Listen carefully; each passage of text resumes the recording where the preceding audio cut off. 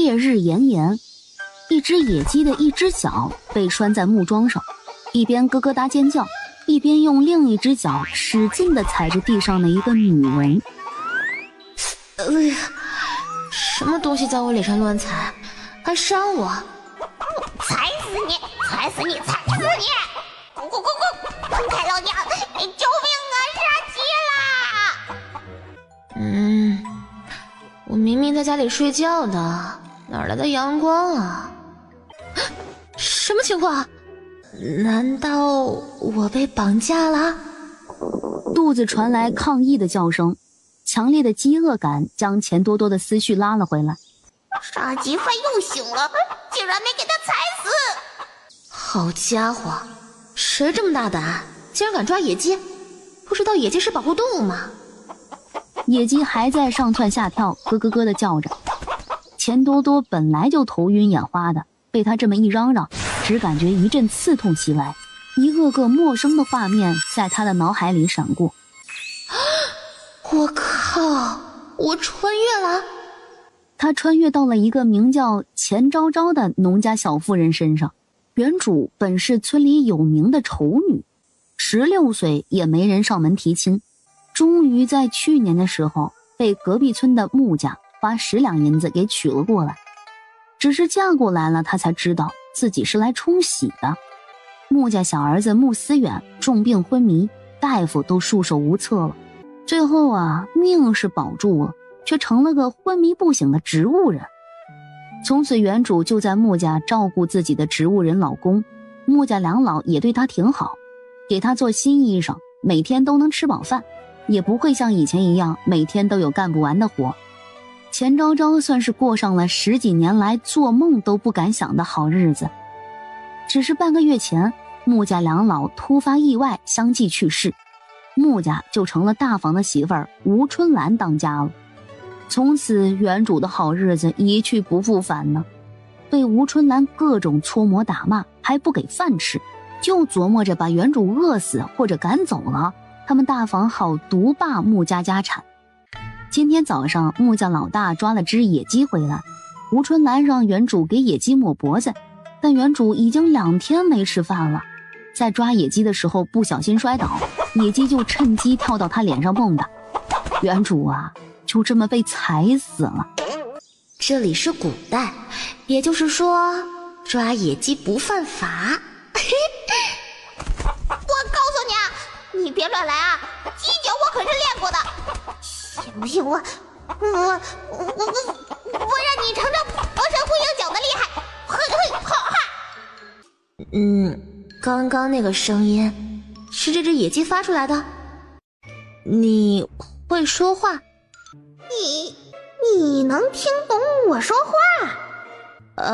啥意思？哎呀，大妹子，你真的能听懂我说话？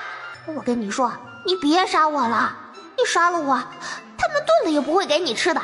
你把我给放了，我告诉你，你那个大嫂藏粮食的地方怎么样？行，那你先告诉我，粮食藏在哪儿？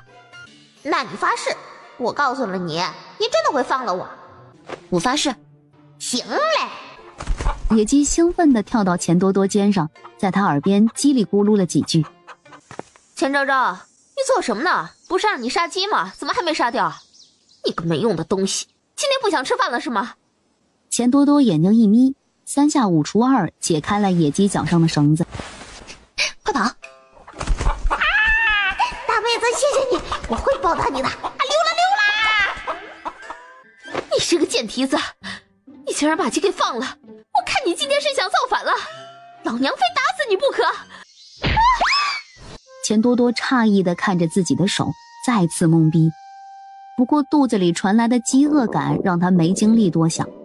大嫂，粮食呢？哪里有粮食啊？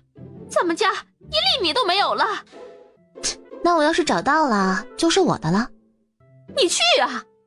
他藏粮食的事儿，连孩子他爹都不知道，钱昭昭能找到就见鬼了。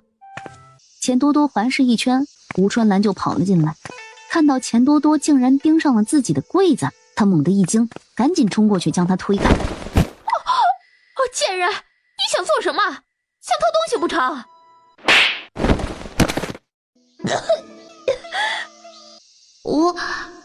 我的力气怎么这么大？他都怀疑自己要是再大力一点，都能将吴春兰的脑袋给打飞了。哎，算了，反正是吴春兰先动的手，怪不得我，还是先找粮食吃吧。钱多多将粮食拿出来，打开看了看，竟不是大米，只是半袋子玉米面，有些失望，不过能吃就行。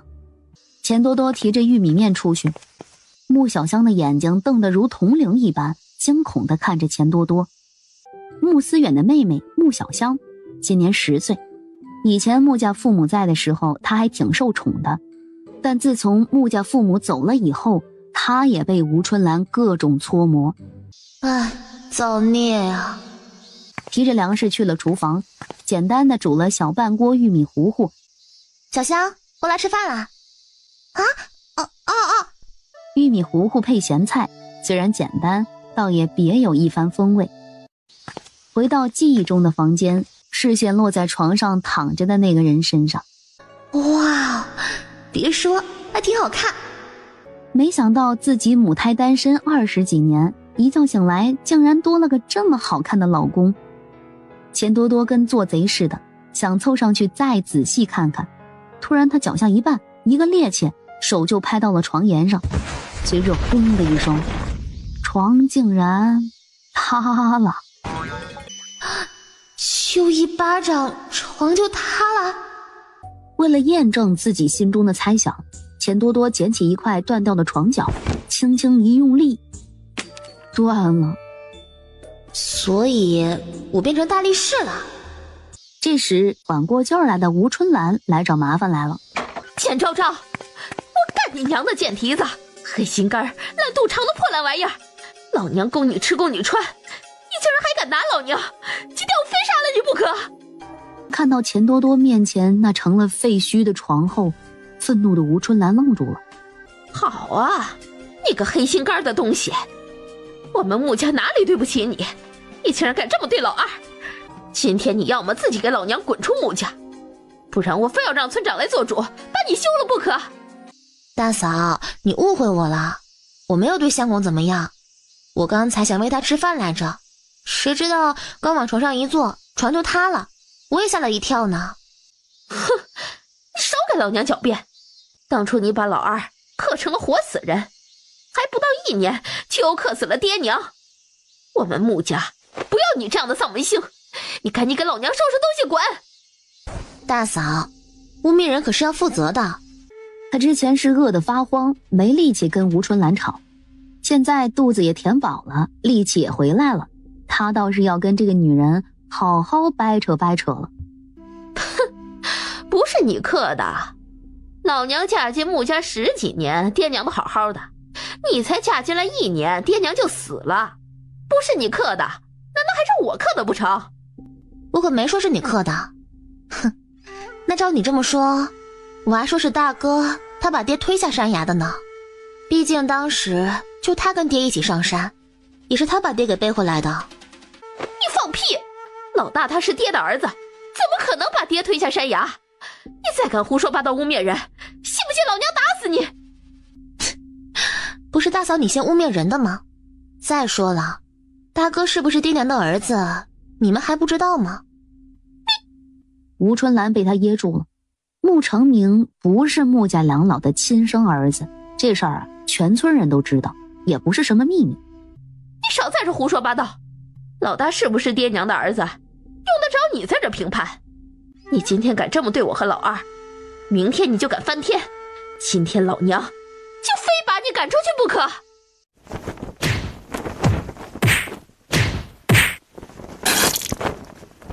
姓吴的，我好好跟你说，你非不听，别以为我不知道你打的什么主意。我告诉你，你要是再给我找麻烦，我就出去告诉大家，说爹是被大哥害死的。反正当时又没人看见，你看大家会不会相信？哼！钱昭昭竟然敢威胁我！正当他想着怎么办，要不要去把邻居都叫来做主的时候，穆成明和他的2个儿子从外面回来了。你在做什么？娘，你脸咋了？当家的，你赶紧的，去把钱昭昭那个贱人给赶出去！他竟然敢威胁我们，给他脸了！娘，你的脸该不会是二婶打的吧？怎么可能？二婶胆子那么小，怎么可能敢打娘？他威胁你什么了？他说我以后要是再敢欺负他，他就出去告诉大家，当初是你把爹推下山崖害死的。反正当时又没别人，就只有你跟爹，说不定人家就信了。他真是这么说的？是啊，这个贱人竟然敢污蔑人了。而且我跟你说啊，他今天……吴春兰巴拉巴拉的把今天发生的事情都跟穆成明说了一遍。放肆！他一个妇道人家，竟敢空口白牙污蔑大哥。当初我跟爹一起摔下山崖，要不是我命大，早就跟爹一起去了。他声音很大，是对着二房的房门说的，好似是故意说给钱昭昭听的。对啊，当家的，你现在就去找村长，替老二休了那个黑心肝的贱人。这事以后再说。言罢，他就转身回了屋子。当家的，你送什么呀？现在这么好的机会，我们应该赶紧趁机把那女人赶走才是啊！你看看我这脸，都被她打成什么样了，还有我的牙。闭嘴！爹娘才刚刚去世，我们就把前世赶走，外人会怎么想？吴春兰一愣，没想过这个问题。你这几天别去惹他了，不然再被他打，我也管不了你。钱昭昭将外面的动静都听在了耳里，见外面终于安静了，他这才撇撇嘴，朝成了废墟的床走去。唉，大力士是好，但是这要是控制不住，也是个灾难呀。钱昭昭在旁边打了个地铺，然后拉起他的手腕开始把脉。脑袋里有淤血导致的昏迷，倒不是什么大问题，针灸就行了。只是除了脑袋里的淤血外，他体内似乎还有。还好他前世学的是中医，不然在这条件落后的古代，西医还真没办法。张大娘，小香啊，什么事儿啊？我二哥二嫂的床塌了，我二嫂想请张大哥帮忙做张床，张大哥有空吗？做床？你二哥那床不是去年才做好的吗？咋这就塌啦？唉，穆小香这丫头咋这么耿直嘞？就说做张床不就好了，非得说是我们床塌了，好像是我不知节制弄塌的似的。那个张大娘，是这样的，我昨晚在给夫君擦身子的时候，不小心在床上跳了一下，就把床跳塌了。哦，这样啊？难道是做的时候用的木头太朽了，还是老大没做好呀？老大，你出来！啊？咋了娘？你去年给穆家小子做床的时候，是不是偷工减料了啊？你这憨货，人家穆家两老可是给了钱的，你竟然还敢偷工减料！娘，我没有偷工减料啊。没偷工减料，那咋才睡了1年就塌了？你家床睡1年就塌呀？哎，张大娘，你别怪张大哥了，那床，是我自己力气大弄塌的，不怪张大哥。你别替他辩解，你一个半大丫头能有多大力气？我看呐，就是他收了钱不好好做，竟然偷工减料，这气死我了。好了好了娘，那我重新给穆家兄弟做一张就是了嘛。哎呀，思远家的啊，你别急，我这就让他再给你们做一张，这次保证用好木头。好，那就麻烦张大哥了。这一天怕是做不好啊，没有现成的木头，得上山去砍啊。这样吧，张大哥，你说要多少木头，我去砍。你去砍？大妹子，不是我看不起你啊，那现砍的木头可不轻啊，你就是一颗一颗的砍好，再扛回来也得大半天。没关系，能砍一颗是一颗吧，多少能节省点时间。张大哥，你说要多少颗吧？大概3、5颗吧，到时候不够了再加。行，那我等下就上山去砍，麻烦张大哥了哈。钱昭昭说完，就带着穆小香回去了。来到山里，看着这一棵棵郁郁葱葱的大树，钱昭昭嘴角扬了起来。挑选了一棵看起来还不错的大树，钱昭昭正要开动，耳边却忽然传来一道声音：“你救命啊！”深山老林的，谁喊救命？在越过一片灌木丛后，他便看到了那求救之人，不，确切的说是求救之鸡。啊，那野鸡不是之前放走的那只吗？怎么这会又跟蛇打起来了？大妹子，快，你救救我！我要死了！我上有老下有大，我不想死啊！钱昭昭嘴角一抽，可不是他不想救啊，他也很怕蛇呀，打小就怕。虽然这蛇看着不像有毒的，可他还是怕。哪里来的人类，长这么丑？劝你别多管闲事，不然连你一块儿吃了。该死的，竟然敢骂我丑，还敢威胁我。他知道自己现在的力气有多大，所以并没有刻意的收着力气，打算一石头砸死这长虫。于是刚刚还嚣张至极的长蛇就这样一命呜呼了。哎呦喂，吓死鸡了！还以为今天我要死在这儿了，老天保佑，老天保佑！哼，你确定是老天保佑，而不是我保佑？嘿嘿嘿，啊，对对对，是大妹子的保佑，谢谢大妹子，谢谢大妹子。你说你怎么这么倒霉呢？刚从狼窝出来就进了蛇窝，是不是老天都不留你啊？大妹子，咱有话好好说呀，小孩子是不能玩刀的，乖，把刀放下。你又叫我大妹子，又说我是小孩子，弄得我都想吃你了。我刚才就吃了几碗玉米糊糊，现在看到你，我又饿了。小姐姐，你长得这么温柔可爱，怎么会舍得吃我呢？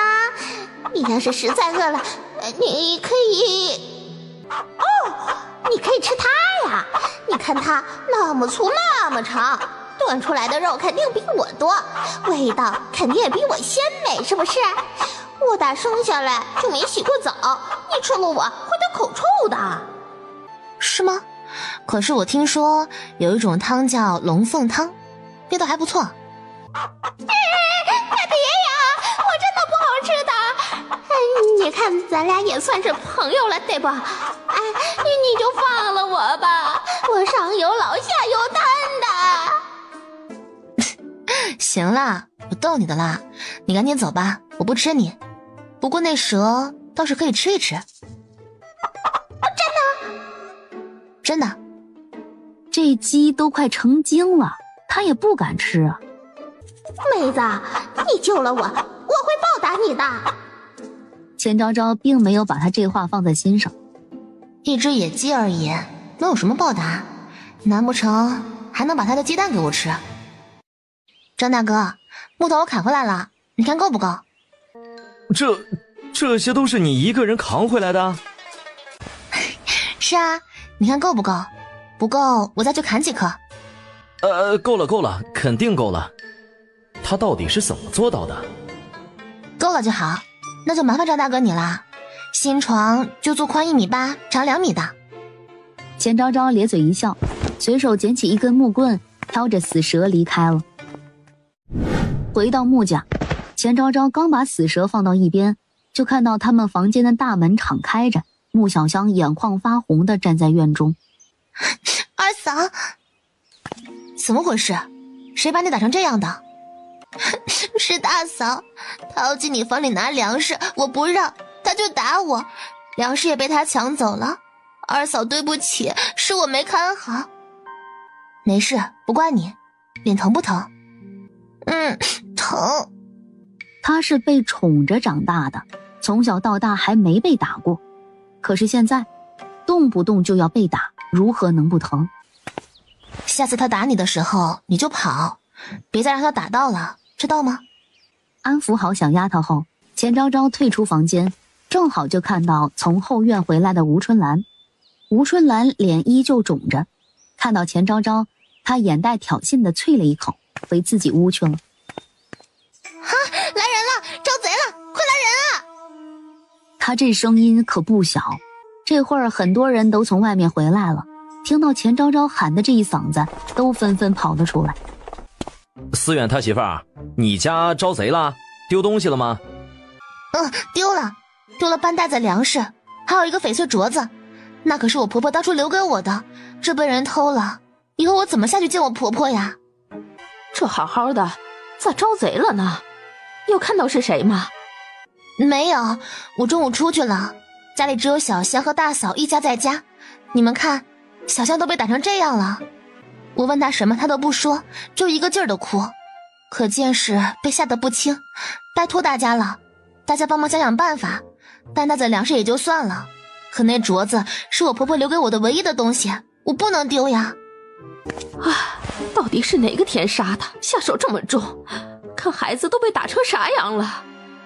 他们对钱昭昭不熟，但是穆小香可是他们看着长大的。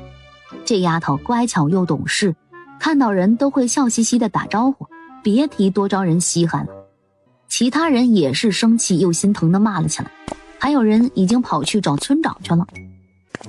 干什么？你们这是干什么？咋会全聚在我家院子里了？都不要干活的吗？吴嫂子，你家招贼了？招什么贼啊？我家里好好的，啥时候招贼了？大嫂，咱家真的招贼了，我们的房间被翻得乱七八糟，婆婆留给我的那只翡翠镯子也不见了。那镯子不是……吴春兰下意识就要说，那镯子不是在我这里吗？大嫂，那镯子很贵重的，当初婆婆给了我们一人一个，让我们一定要保管好。现在我的那个丢了，我怎么向婆婆交代呀？吴春兰张了张嘴，硬是没说出一句话来。小香，你看到那人了对不对？你说出来，说出来，我们大家去找他算账。穆小香瞬间秒懂，害怕的抬头看了吴春兰一眼，又赶忙低下头，眼泪大颗大颗的掉，就是不说话。你们家招贼了，看到是谁了吗？小香看到了，但是她被那人打了，吓得不轻，无论我们怎么问她，她都不说话。村长，你看我们屋子都被翻成那样了，你可得想想办法呀，不能让那贼逍遥法外。还有我婆婆留给我的镯子，那可是我婆婆留给我的唯一的东西。到底是谁干的？最好自己站出来。大家都是一个村的，该咋解决就咋解决，不然要是报官被官府查出来，就不是那么简单了。钱昭昭这个小贱蹄子，竟然敢阴我！等这事儿过去了，看我怎么收拾他。大嫂，你今天也在家，难道你就没有看到什么吗？没有。既然这样，那要么就报官，要么就把人都叫回来，一家一家的搜吧。如果大家不想报官的话，就只能一家一家的搜了，就是连累了大家。没事，大家都是一个村的，有啥连累不连累的？再说把这人抓起来，大家也才能放心啊。就是啊，反正咱不做亏心事儿，不怕搜。既然如此，那就从大哥大嫂的房间开始搜吧。不行，干啥搜我们的屋子？我还能偷自家人不成？这个不好说。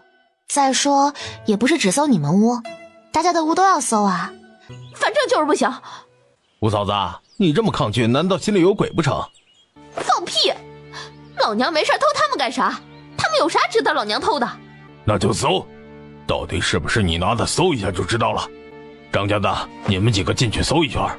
几人答应一声，抬脚就往大房的屋子走去。小香，你告诉大伯，到底是谁打的你？是大嫂。村长大怒，猛地站起来，大步走向大房。吴氏，你还有什么好说的？村长，冤枉啊！我怎么可能会偷自己弟妹的东西啊？这都是误会。误会？那你解释一下这是怎么回事？自从公公婆婆去世之后，你就把家里的粮食吃食全都搬到了自己的屋子里。我跟相公还有小香哪天不是在饿肚子？结果你倒好，趁我不在家的时候就闯进我们的屋子里去又翻又偷，还把小香打成那样。谁又翻又偷了？我那是拿。行，就当你是拿吧。那你把婆婆留给我的镯子还给我。我没有，谁拿你镯子了？你不要血口喷人啊！我就拿了这半袋粮食而已。大嫂，难道要大家再搜一次吗？你想都别想！我告诉你啊，我今天没拿你的镯子，就是天王老子来了，我也没拿。武士，我再给你一次机会，把镯子拿出来，不然就别怪我按村里的规矩处罚你了。村子里的规矩，那就是打板子，脱了衣服当着全村人的面打。我说了我没拿，我今天就翻了一下他屋里的书架，拿了这半袋子粮食。不信你们就搜吧，随便你们怎么搜。反正镯子已经被他藏在只有他自己知道的地方了。行，那就搜吧。村长，钱昭昭口口声声说我拿了他的镯子，那要是搜不出来又该怎么说啊？你想怎么说？哼，如果搜不出来，那就是他污蔑我，我要大家作证，把他赶出穆家。行吧，既然大嫂你这么绝情，我也没有办法了。趁着大家都在，我们把话说清楚吧。今天这个镯子，不管搜不搜得出来，我们都让村长作证，分了这个家。思远家的，你要分家？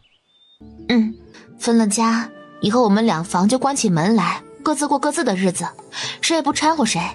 至于小香，只要她愿意，以后就跟着我们二房过，我会好好照顾她的。我愿意跟着二哥二嫂过。村长，我觉得这个家不能分，这爹娘刚走，还尸骨未寒呢，他竟然就撺掇着分家，这个女人果真是居心不良。这样的祸害，我看就应该赶回他们村去。行了，好好的一家人非得闹成这样吗？让大家看笑话，你们心里舒服是吗？不是要找镯子吗？有什么话等找完了再说。村长，没找到。哼，我就说没偷吧。哦，是吗？麻烦你去屋里的床底下看看，那有一块地的土是松的。当李清河抱着盒子出来时，吴春兰瞪大眼睛，急忙上前一把夺过。大嫂，打开给大家看看吧。这里面都是我的一些私人物品，不能给你们看。私人物品？难不成还是肚兜蟹裤啊？把他盒子拿过来。只见盒子里安安静静地躺着2个翡翠镯子，除此之外还有一堆碎银子，粗摸看下来得有20-30两的样子。这是娘的，这银簪还有耳环、银子都是娘的。钱昭昭还真没想到这个，只是刚才去外面抓了只老鼠，问出了吴春兰藏银子的地方。小香，你说这些都是娘的？娘以前给我看过，说给我存着，等我出嫁的时候就拿它们给我当嫁妆。你胡说，这些明明是我的嫁妆。这个晚点再说。前世，你来看看这镯子是不是你丢的那个？是我丢的那个。无事，你还有什么好说的？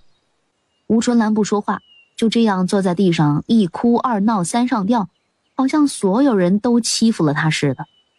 既然你不说话，那我就当你是默认这东西是你偷的，只能用村里的规矩处置你了。救命啊！杀人了！救命啊！你们这是动用私刑，是犯法的，我要去告你们！打！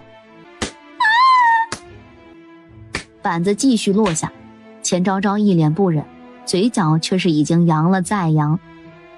无事在村里盗窃，按照村规重打10大板，1个月内不许出门，所偷的东西全都还回去，以后要是再犯，绝不留情。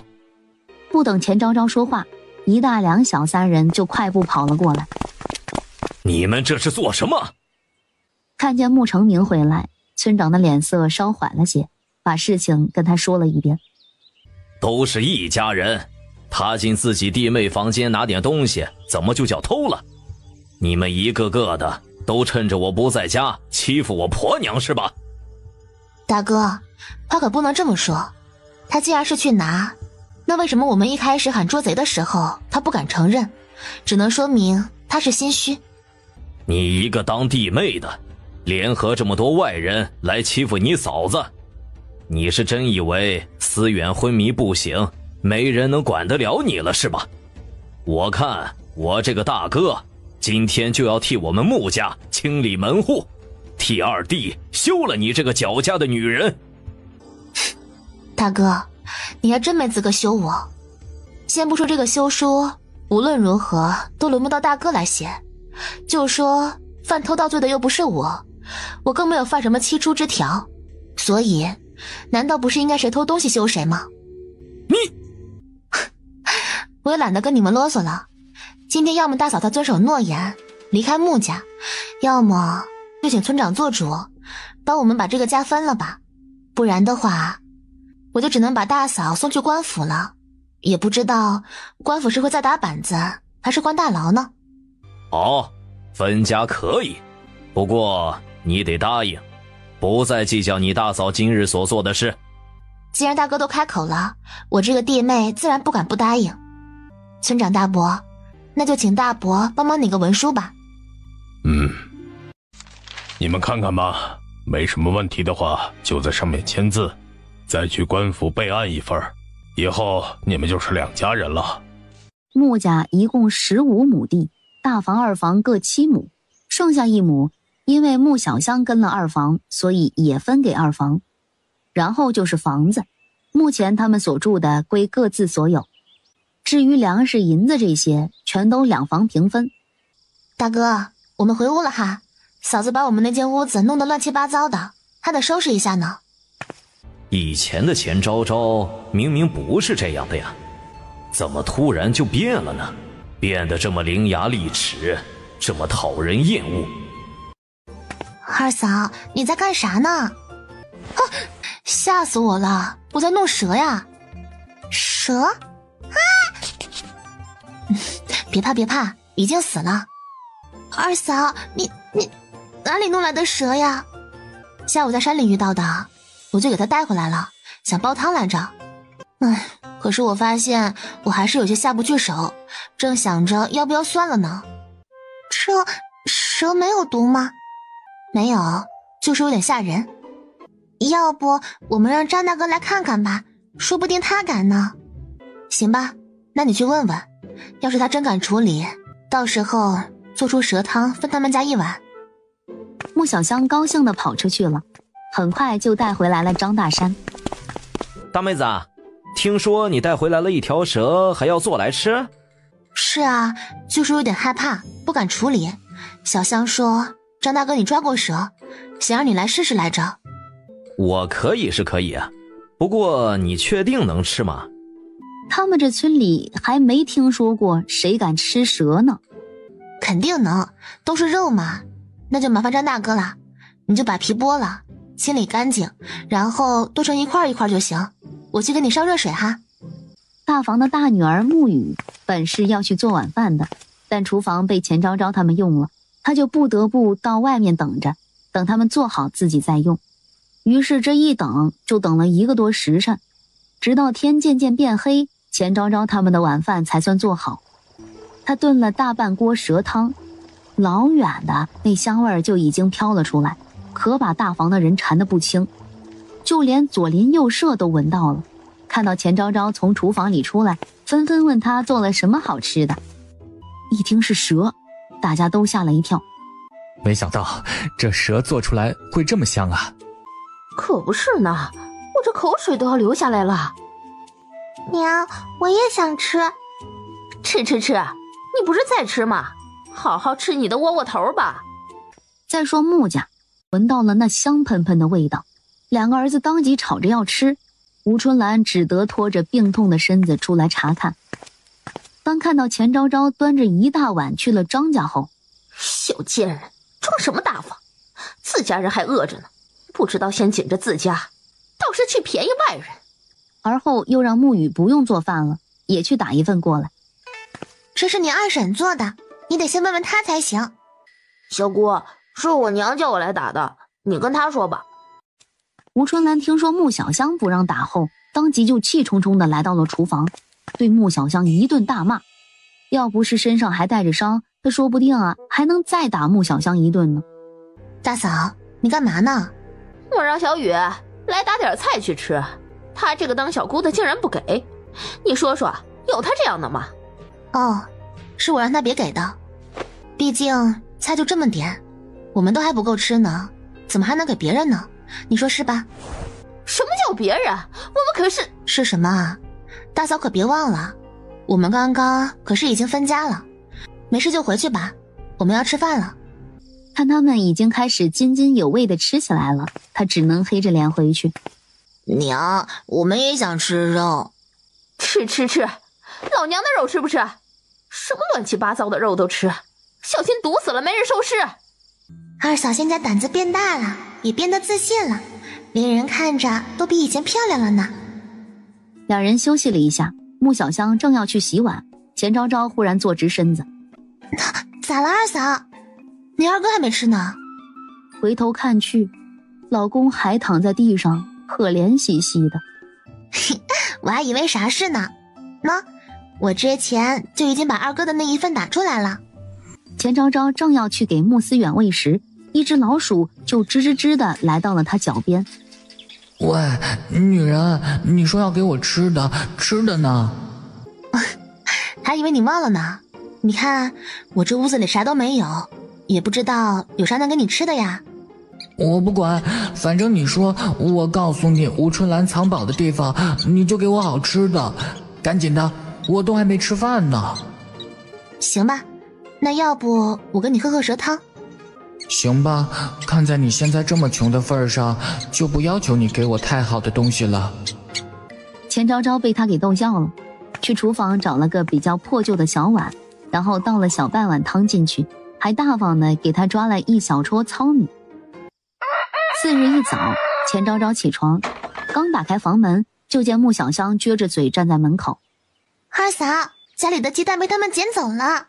鸡昨天就分了，一家3只。没事，捡了就捡了吧，晚点我上山砍点树枝，我们自己搭一个鸡圈。好吧，那我跟二嫂一起去。不用，我自己去就行了。你乖乖在家里帮我看着你二哥，他们要是还敢像昨天那样的话，你就去隔壁叫张大哥，知道吗？我知道了。穆小香去做早饭了，钱昭昭蹲在屋檐下，正要打水洗脸，就听见一个声音：大妹子。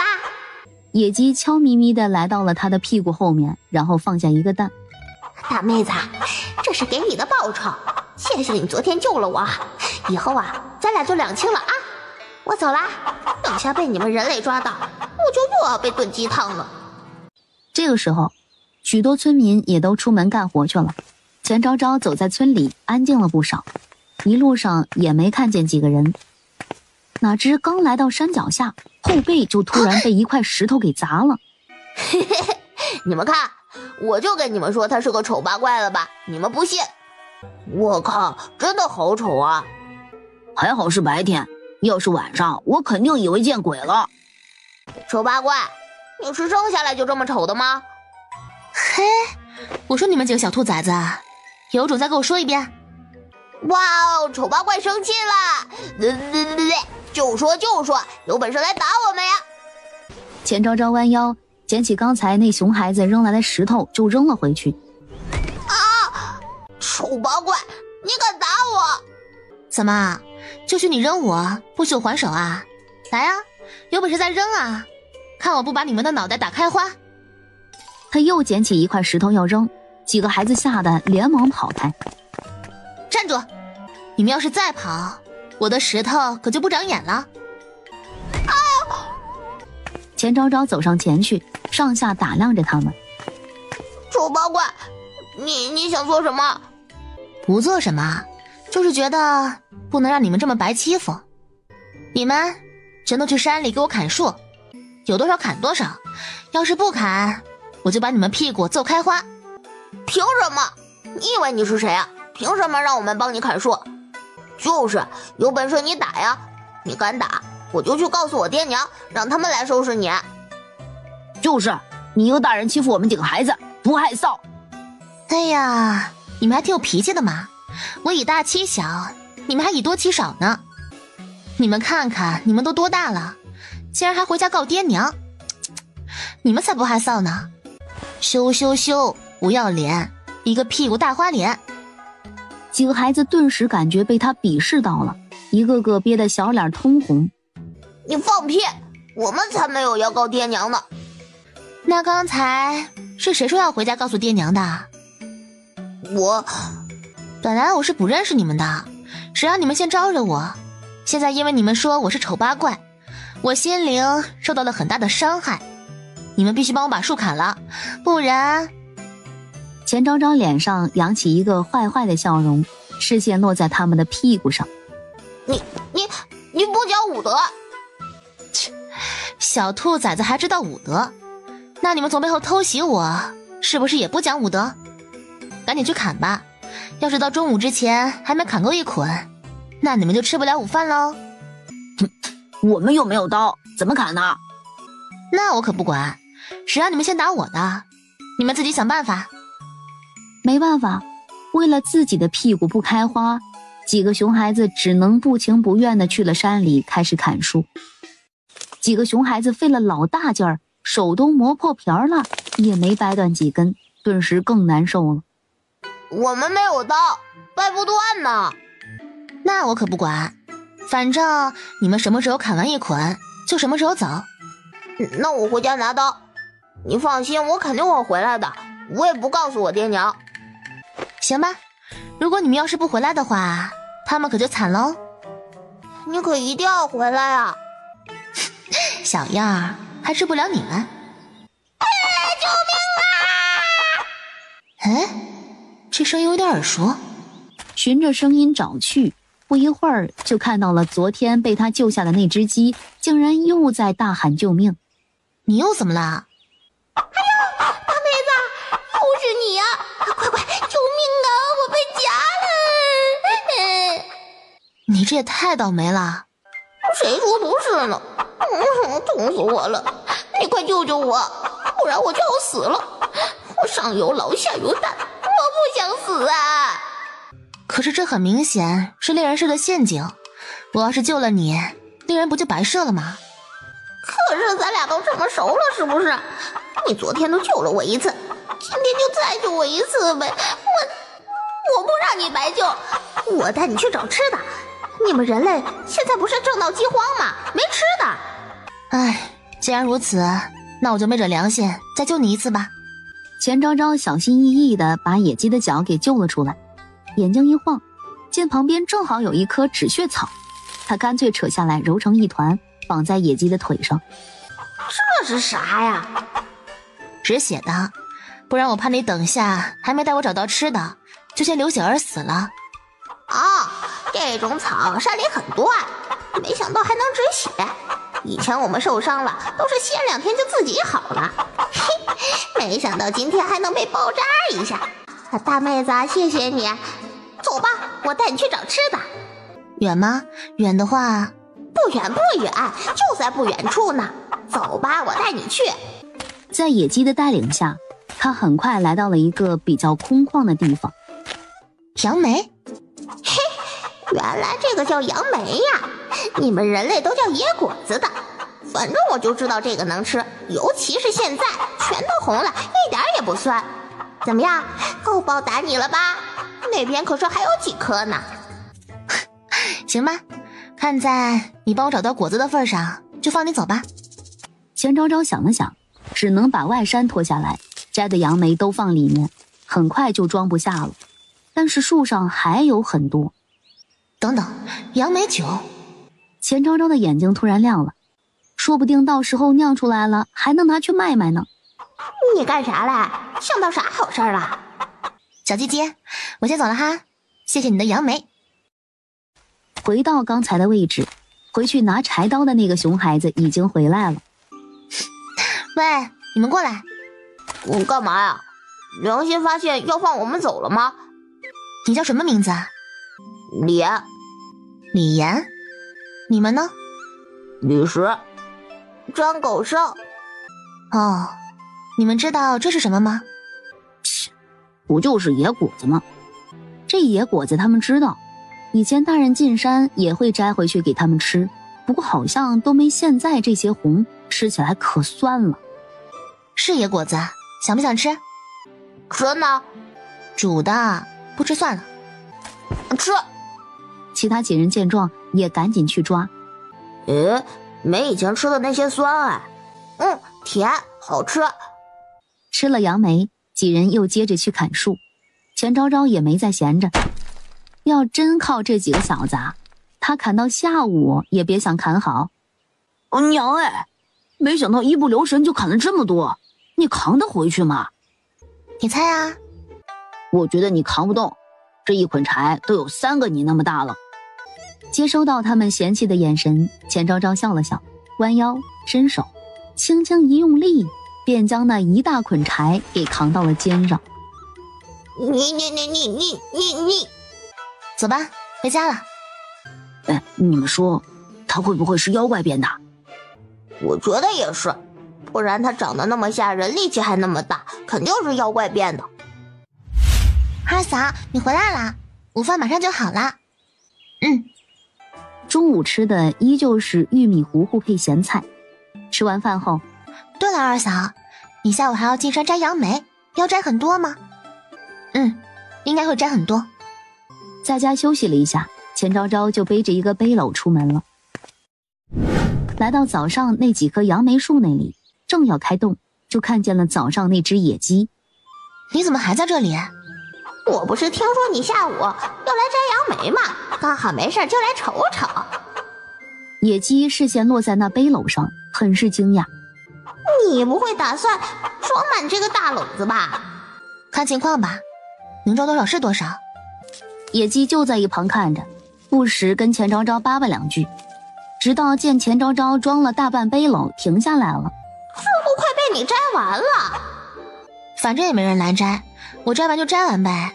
这些杨梅都熟透了，再不摘，过几天就都烂掉了。说的也是。不过你摘这么多吃得完吗？这么一大篓子，你家人很多吗？我早上去的时候明明没看见几个人啊，难道你是要送给村里其他人？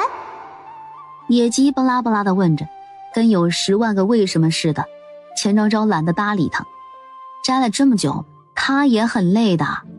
好啦，我要下山了，你自己玩去吧，可得小心点，别再倒霉啦。回到家里已经是下午3、4点的样子。昭昭呀，你这是干啥去了呀？我去山里摘野果了。张大娘，你怎么也在？二嫂，张大娘在教我搓绳子呢。哎呦，你摘这么多野果干啥呀？现在天气热，怕是要不了多久就放坏了。我用来酿酒啊。酿酒？这野果还能酿酒啊？可以，这叫杨梅，到时候酿出了杨梅酒。张大娘，你也来尝尝呀。那好呀，那我就先谢谢你了哈。大妹子，你家床做好了。谢谢张大哥了。张大哥，我想在我家这旁边搭个小厨房，你看你这2天有空吗？想请你帮下忙。没问题，刚好我现在手上没活，明天就来帮你们搭吧。那太好了，麻烦张大哥了。你看这银子方面。嗨，要啥银子呀？一个小厨房而已，问题不大啊，随便弄点木柴搭起来就是了。行，那就谢谢张大哥了。昭昭啊，以后有啥需要帮忙的就说，不用客气。有句话咋说来着？远亲不如近邻嘛。好嘞，谢谢大娘。呸，装什么好人？既然那么好，咋不直接给他们建栋房子，让他们滚出去？4日一早，穆小香做早饭，钱昭昭便打算去镇上一趟，再买点菜回来，中午好请张家兄弟吃饭。他们村离镇上不是很远，脚程快点走半个时辰，也就是1个小时就到了。倒是到了镇上，貌似进城需要给钱，2文钱一个人。看来这个皇帝不咋地，不然怎么可能还在闹灾荒的情况下薅百姓的韭菜？交了2文钱，进了城门。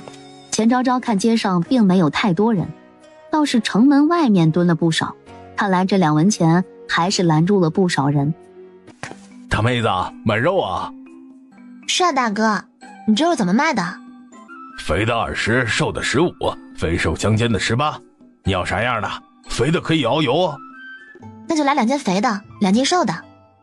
行。老板开始切肉，一边切还一边跟钱昭昭唠嗑。大妹子，你是来赶集的吧？听说现在来镇上都要给钱了。是啊，每人2文呢。大哥，你这骨头怎么卖的？那骨头是不要的，肉都剔下来了。大妹子，你要的话就2文钱全都拿走吧。得嘞，那就谢谢老板了。没想到，这里的排骨竟然这么便宜。虽然上面的肉都被剔干净了，但是也划算呀。前世的排骨老贵了，便宜的时候也得20几一斤。没想到这里2文钱就得了这么多，回家可以炖大骨汤了。回家的路上，他加快了脚程，眼看着就要到家了，却被一道声音吸引了注意力。什么东西啊？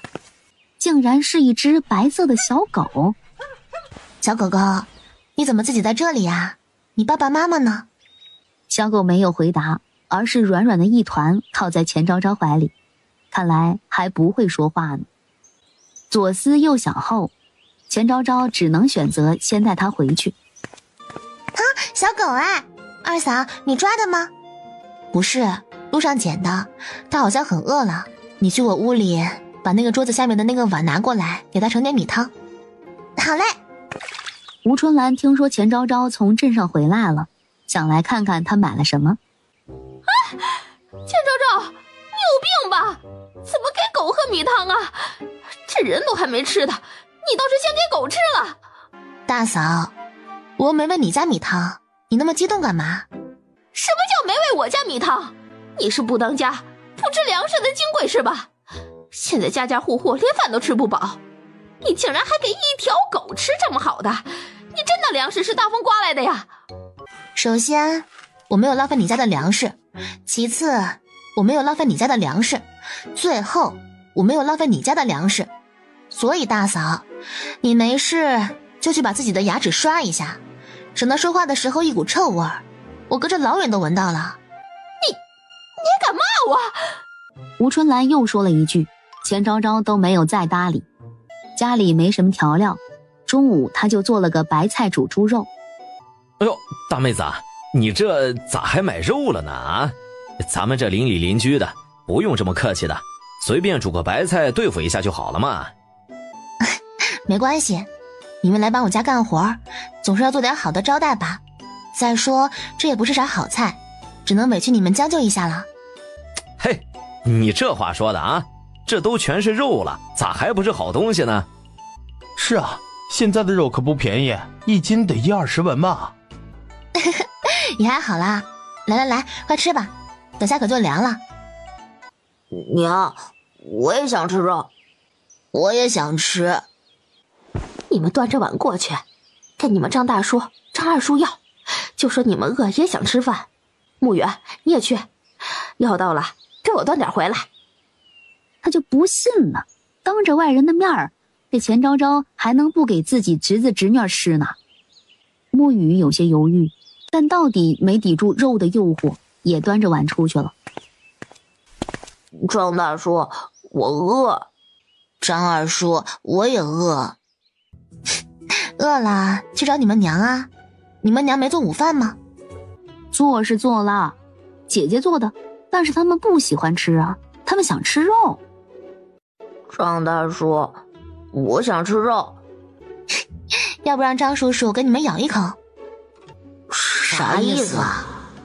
你看，你们2个张叔叔身上也没有多少肉呀，要不还是去找你们娘，让她给你们咬吧。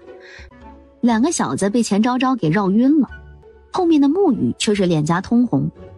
他知道钱昭昭这是不想给他们吃，可是他也想吃，因此也没离开，心里想着，如果穆轩、穆青要到了，他是不是也能咬？我们要吃这个肉。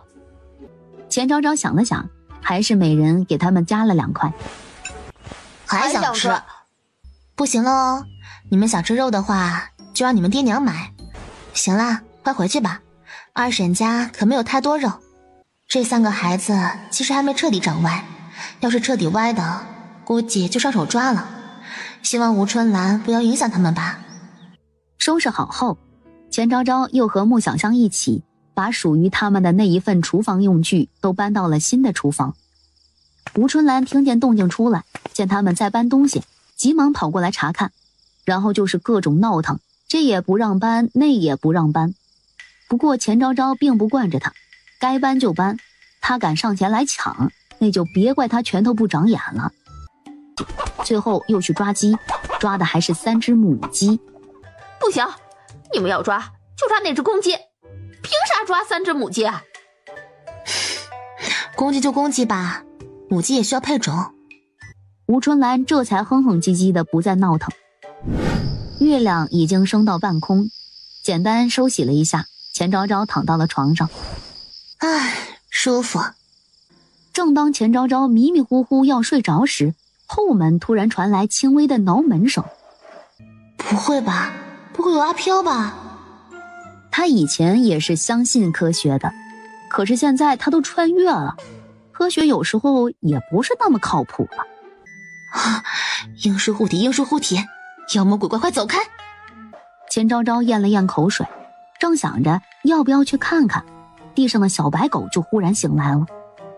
哎，不会是他的爹娘找来了吧？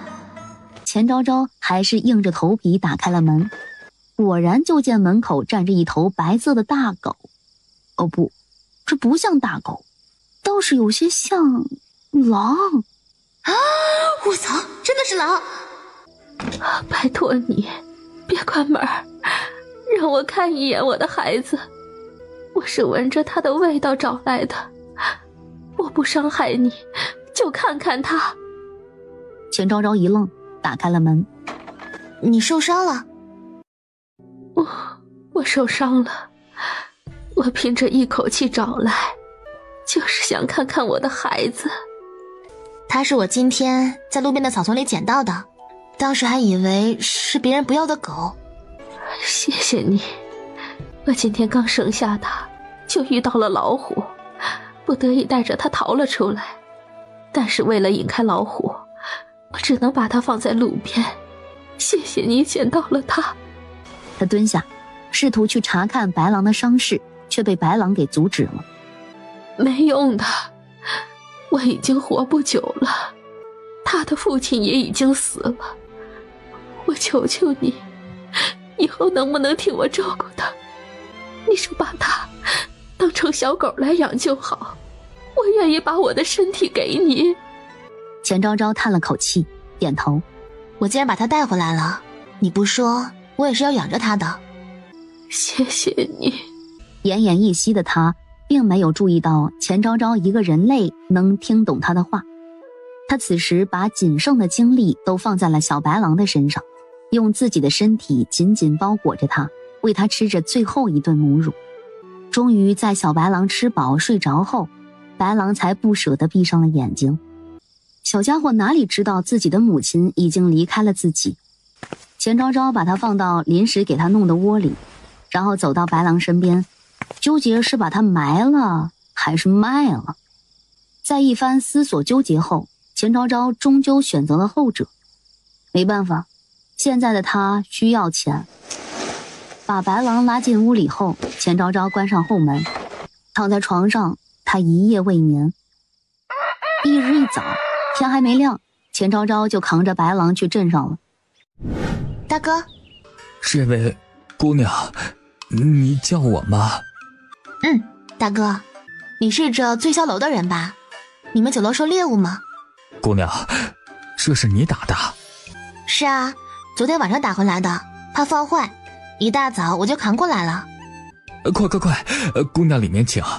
我是这酒楼的采办，我姓赵。你一个姑娘怎么会打到这么大一头狼啊？其实也不完全算是我打的，好像是这狼遇到了老虎，最后受伤逃出来，又遇到我了。我看见的时候，他已经奄奄一息了。大哥，你们这猎物都是个什么价呀？这么大的狼，按理说应该能卖15两的，可是这狼受过伤，皮毛啊都受损了，只能给到10两。13两。周大哥，你看我一个小姑娘家的，大老远的扛来也不容易，你就多给点吧。这皮毛虽然受损了，但是这可是通体白色的狼皮啊，上等好货呢。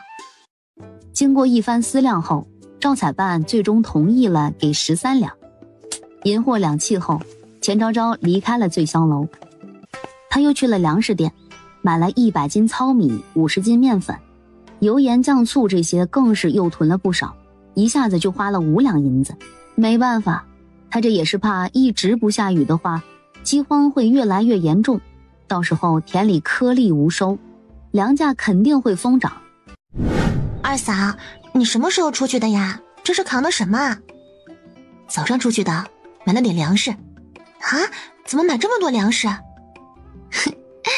这不是怕今年田里没有收成吗？先备一点。穆小香似懂非懂的点点头。二嫂，你吃早饭了吗？我去给你热一下。吃过了。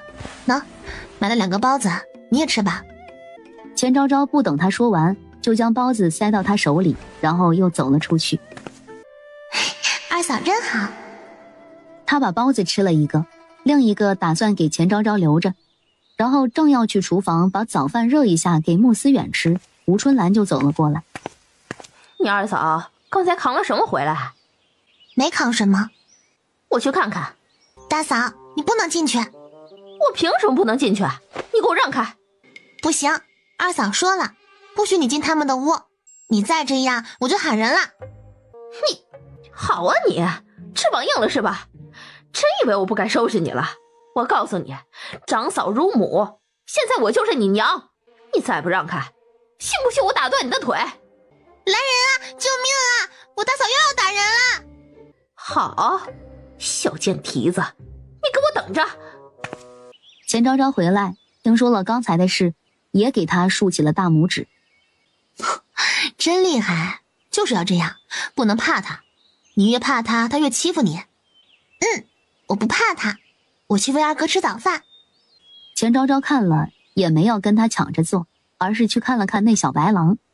一看到他，钱昭昭就想起昨晚上那一幕，叹了口气，然后打了点清汤玉米糊糊给他吃。小家伙也不挑食，趴在桌子上吃得可香了。以后就叫你小白吧，好不好？小白没反应，继续吃饭。在家里歇了一早上，下午钱昭昭又进山了，不过他这次是去找草药的。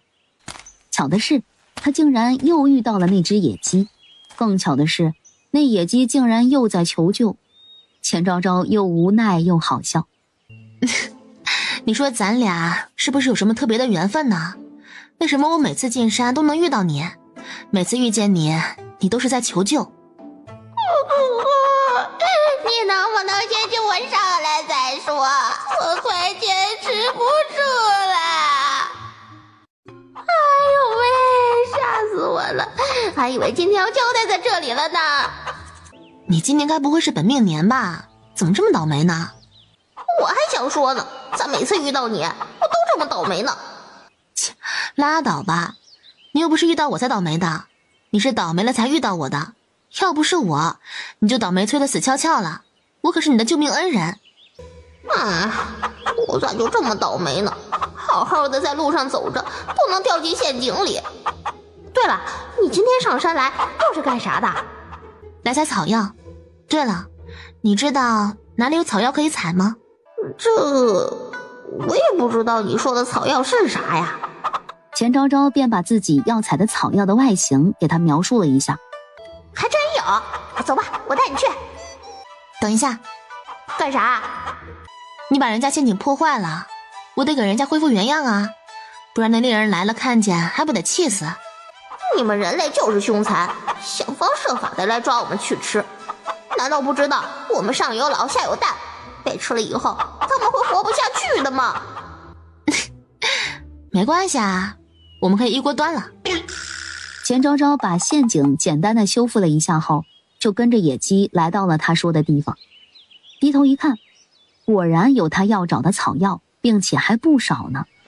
原来这些是草药啊！你挖去干嘛？挖草药当然是治病了，难不成拿去擦屁股啊？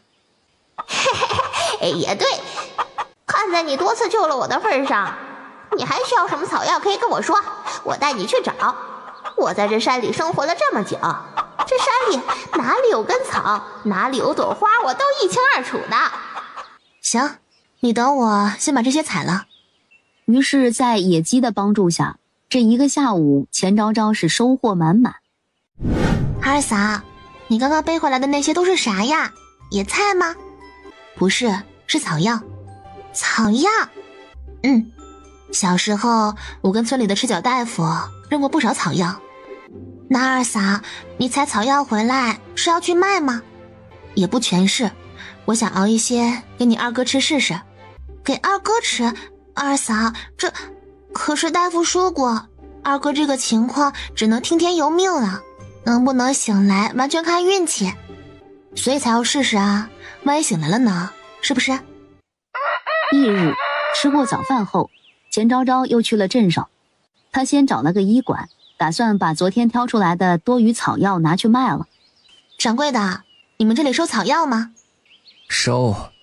你想卖什么草药啊？那就这些，掌柜的你看看。这些草药都是比较常见的，这个5文钱1斤，这个7文钱1斤，这个是3文。可以的，那掌柜的你称一下吧。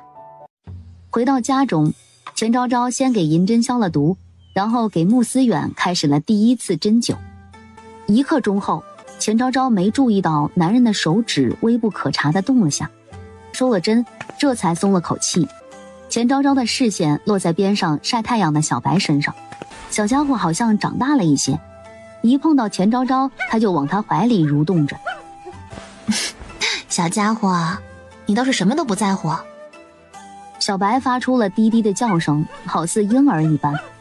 钱昭昭依旧听不懂他说什么，逗他玩了一会儿后，这才去厨房开始煎药。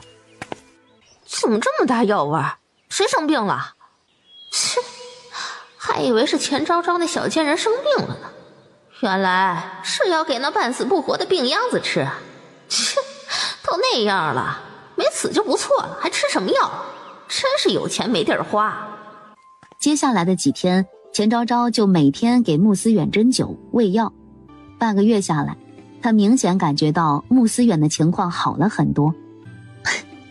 没有白费姐姐我的心血，赶紧醒来，醒来带你去找小姐姐。把碗洗了后，钱昭昭想到了自己酿的杨梅酒。再酿一段时间应该就差不多了，到时候拿去醉箫楼看看他们收不收。重新盖上盖子，钱昭昭背着背篓出了门。他刚离开家门，2个男人就偷偷摸摸进了穆家院子。哥，这大白天的真的没事吗？放心，我已经观察好了，这一家人都出去了，咱们只要拿到银子就赶紧跑。可是你知道那银子藏在哪儿吗？你忘了上次他们说过，这家银子藏在床底下了。很快，那当哥的就撬开了大房的门，2兄弟二话不说，直接往里屋的床底下去，却没注意到他们的一举一动都被2房门口的小白给收进了眼里。操，银子呢？不是说就放在这里吗？会不会换地方了？那么多人都知道这个地方，不应该还藏在这里吧？你们是谁？小姑娘，你别怕，我们是你哥哥的朋友，来看他的。来人啊，快来人啊，有小偷啊！屋里2人面色大变，扔下手里的东西就想跑。你们是谁？别跑！那2男人还没跑多远呢，就被逮住了。放开！你们放开！我们不是小偷，我们是钱昭昭的亲戚，不是小偷，你们放开啊！你们胡说！张大哥，他们刚才还说是我二哥的朋友呢，我回来就看见他们在我二哥二嫂的屋子里翻箱倒柜的，肯定是小偷。谁是小偷了？我们真的是钱昭昭的亲戚，不信你们去问他。小香，你二嫂呢？我二嫂进山了。那还是找村长来看看吧。很快有人去找村长去了。咋回事啊？这是？吴婶子，你家招小偷了。啥？他来不及多想，赶紧往家跑。见银子都在，吴春兰这才彻底放下心来，重新藏好后，他就去了刚才抓贼的地方。村长已经来了，并且商量着把两人押送官府。我们真的是钱昭昭的亲戚，你们不能把我们送我官府啊！村长，别管这俩人是谁，来我们村偷东西就该送去官府，让官府来定夺。如果这两人被送去官府，他们的家人肯定会找到钱昭昭，到时候他就说钱昭昭伙同外人来偷家里，看他还怎么狡辩。村长却是迟疑了，把他俩先绑起来，等晚点钱氏回来了再说。钱昭昭跟那只野鸡已经成为了好朋友了。大妹子，你之前说的那个什么灵芝让我给找着了，快快快走，我带你去看看。走了小半个时辰后，果然在一棵大树底下看到了一颗灵芝。小野鸡，谢谢你啊，没想到你才2天就找到了。这算什么？我第2天就找到了，还不是因为你们上山，我没法带你来摘。怎么样，我厉害吧？厉害厉害。摘了这朵，他发现另一边竟然还有，并且还是一窝。钱昭昭又摘了5朵比较大的，剩下的那些小的都没动。又在山里挖了一些需要用到的草药后，钱昭昭便打算下山了。哪知刚走到山外围，就遇到了张大山和长根。哎呀，大妹子，可算是找着你了，你上哪儿去了呀？啊，你们找我做什么？张大山简单的把事情说了一下。啥？小偷？还是我亲戚？啊，走吧，你先回去看看是不是？钱氏，小香说看到这两人在你的屋里翻箱倒柜的，以为是小偷，被抓住后他们又说是你家亲戚，你看看认不认识？好家伙，还真是亲戚，原主娘家的堂哥，大伯和三叔家的儿子，这两人怎么会想起来偷木家？怎么样，认识吗？不认识。怎么能不认识我们呢？我们可是你的堂哥。村长，我不认识他们，既然是小偷，那就送去官府吧，该咋处理就咋处理。什么情况？难道真的不是钱昭昭亲戚？那我还怎么说钱昭昭伙同外人偷自家呀？行，那就送去官府吧。钱氏，你和小香也一起去吧，偷的你家，小香看见的，说不定得作证。堂下何人？所谓何事？大人，我们是南溪村的村民，近日村里遭小偷盗窃，特将小偷绑来供大人定夺。大人冤枉啊，我们没有偷东西，我们是这钱氏的堂哥，只是去看看他的。肃静，他们说是你堂哥，可是真的？回大人，不是真的，民妇并不认识他们，他们偷的是民妇家，被民妇的妹妹亲眼看到，一开始还说是民妇丈夫的朋友，还望大人明察。他说的可是真的？不是，大人，不是真的，我们真是他堂哥。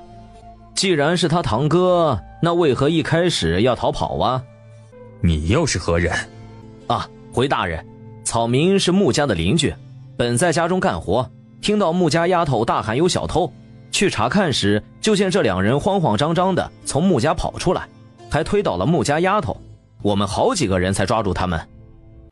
人证物证确凿，你们还有什么好抵赖的？来人，先打20大板。啊！大人冤枉啊！我们真是他亲戚，是他堂哥。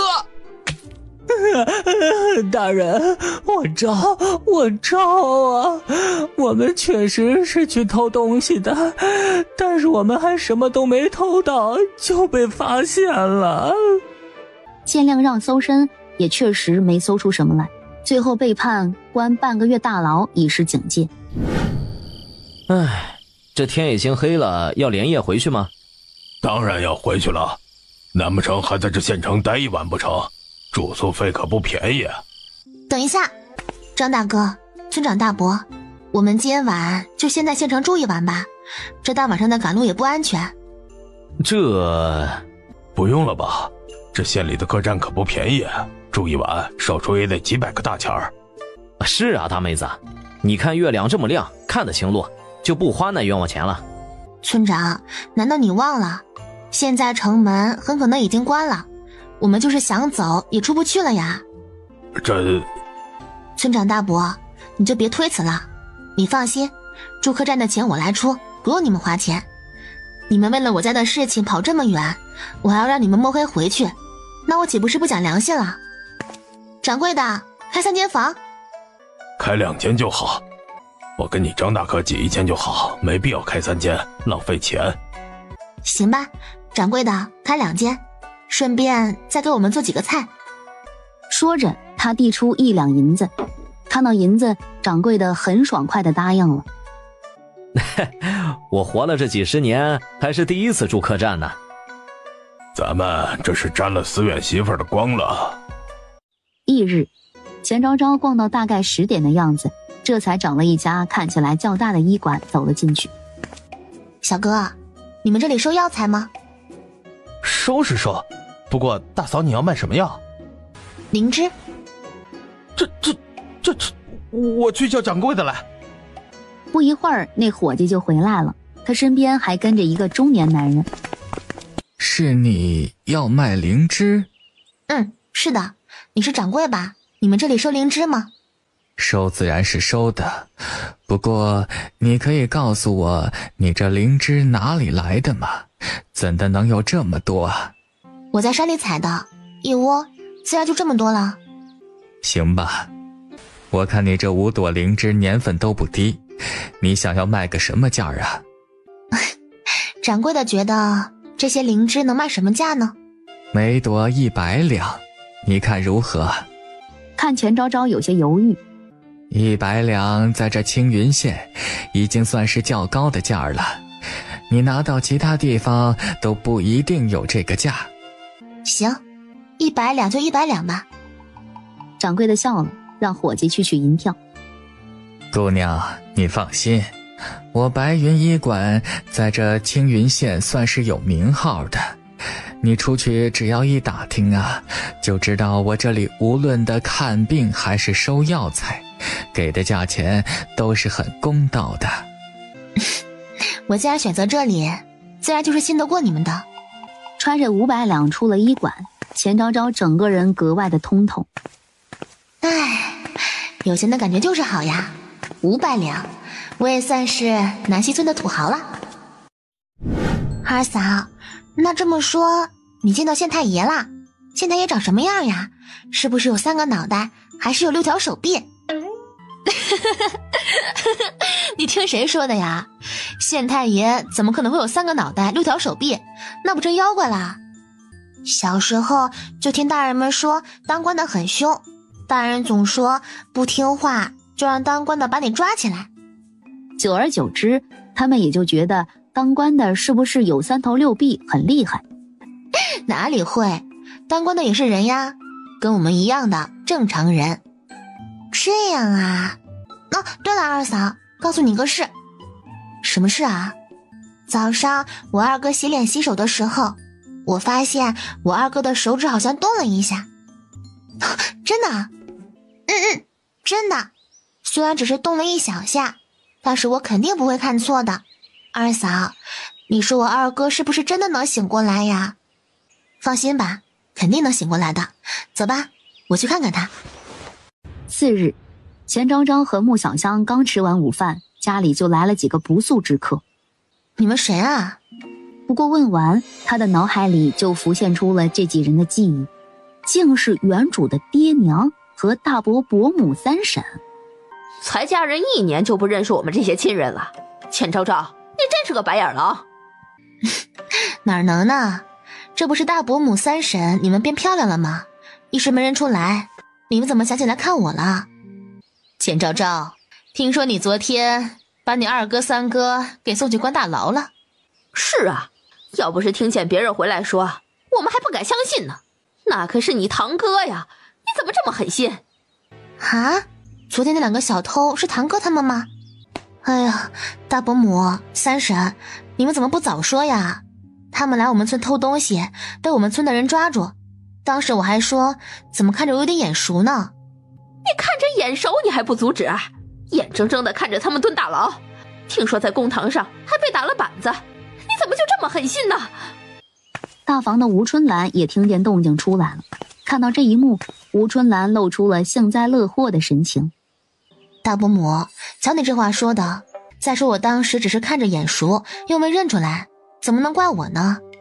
行，那你现在知道了，知道他们是你堂哥了，你现在赶紧想办法把他们救出来。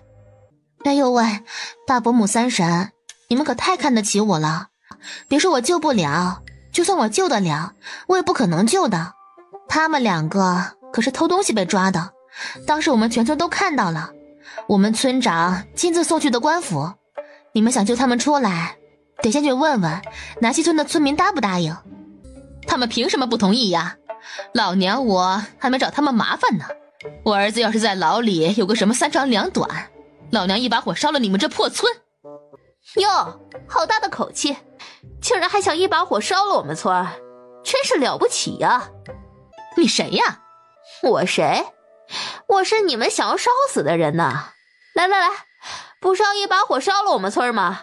现在就烧，我们大家看着你们烧。哈哈哈，就是啊，看把你们能耐的，还想烧了我们村，也不撒泡尿照照自己，有没有那个够胆？张氏几人被这嘲笑声弄得面红耳赤。钱昭昭，你今天必须想办法把你堂哥他们救出来，不然别怪我们不客气了。爹娘，你们看着，大伯母他们这不是为难我吗？昭昭啊，你就想想办法吧。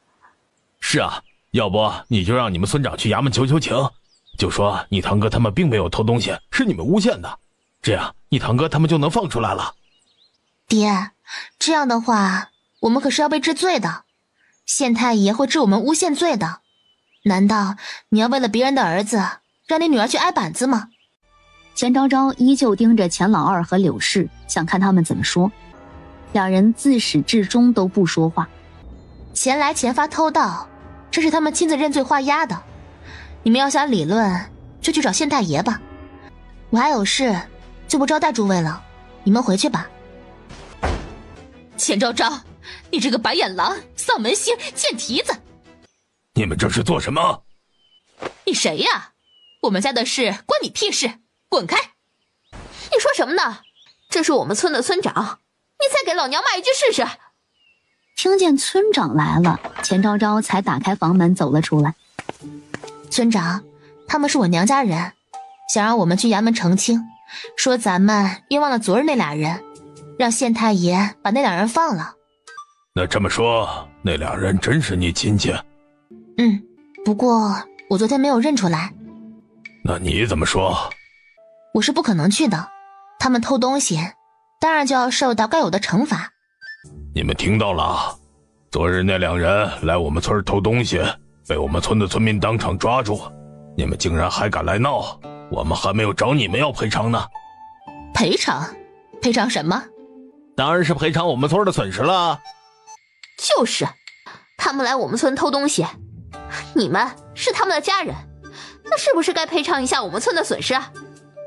我昨天被他们踹了一脚，现在腿还疼了。今天你们没有5两银子，别想走。我肚子也疼，大夫说得10两银子才能治好。你们放屁！什么肚子要10两银子？最后钱家几人被狼狈地赶出了南溪村，只是心中恨极了钱昭昭，连带着钱昭昭的爹娘也恨上了。你看看你养的好闺女，钱昭昭竟然一点事也没有，大家竟然都帮着她，这也太过分了吧！没事儿，我就不信钱家人会就这么算了，肯定还会再来找钱昭昭麻烦的。如吴春兰所想，第二天张氏和王氏又来了，但是钱昭昭怎么可能愿意呀？直接对两人闭门不见，任凭他们两人如何在门口大骂也没有开门，最后又是被村民给赶出去的。一连几天都是如此。你们若是再来我们村骂，就别怪我们把你们儿子偷盗的事儿传出去，到时让十里八乡都知道你们钱家2个儿子是小偷，看看大家怎么戳你们的脊梁骨。这威胁很有用，张氏和王氏离开了，后来也没有再来。钱昭昭下午又进了山，这次他依旧遇到了野鸡。嗨，大妹子，你来啦！你这次怎么这么久才上山呢？还以为你不来了呢。家里有点事，你这是干嘛呢？没干啥，出来溜溜。你今天又找什么草药啊？刚好我有空带你去。钱昭昭也不客气，说了自己要找的草药后，就跟着他后面采了起来。这一采又是一下午，回到家已经是酉时。穆小香在厨房做晚饭，钱昭昭准备处理采回来的药材。二嫂，你能不能吃完晚饭再处理呀？行，那就吃完晚饭再弄。吃了晚饭再弄，弄什么呀？想到此，吴春兰便一直观察着二房这边，看着吃完晚饭，钱昭昭和穆小香一起蹲在屋檐下倒腾着那一堆草，她状似无意地走了过去。你们这是干啥呀？这些草弄来干啥的？喂鸡。切，鸡还需要你专门去割草来喂啊？糊弄鬼呢？吴春兰打听了半天，都没从钱昭昭两人的嘴里问出什么，反倒是看钱昭昭时不时地拿起一根草，对穆小香说那是什么什么治疗什么什么的。他感觉他好像猜到了，这些不会是草药吧？又听了一个时辰，他肯定了，这真的是草药。你怎么会认识草药？你猜？我猜个锤子！你到底是怎么认识草药的？你认识草药，你怎么不早说？要是知道钱昭昭认识草药，他还分什么家呀？你是不是打一开始就故意瞒着我们？现在分家了，才让大家知道你认识草药。就是这样，就喜欢你这看不惯我又干不掉我的样子。我没瞒着你们呀，你们又没有人问我。没问你，你自己不会说吗？你自己不会进山采吗？我以前每天起得比鸡早，睡得比狗晚，天天要做那么多事，我为什么还要想不开上山采药？那你现在怎么又采了？因为现在跟你们分家了，赚的钱不进你的口袋了呀。钱昭昭，算你狠！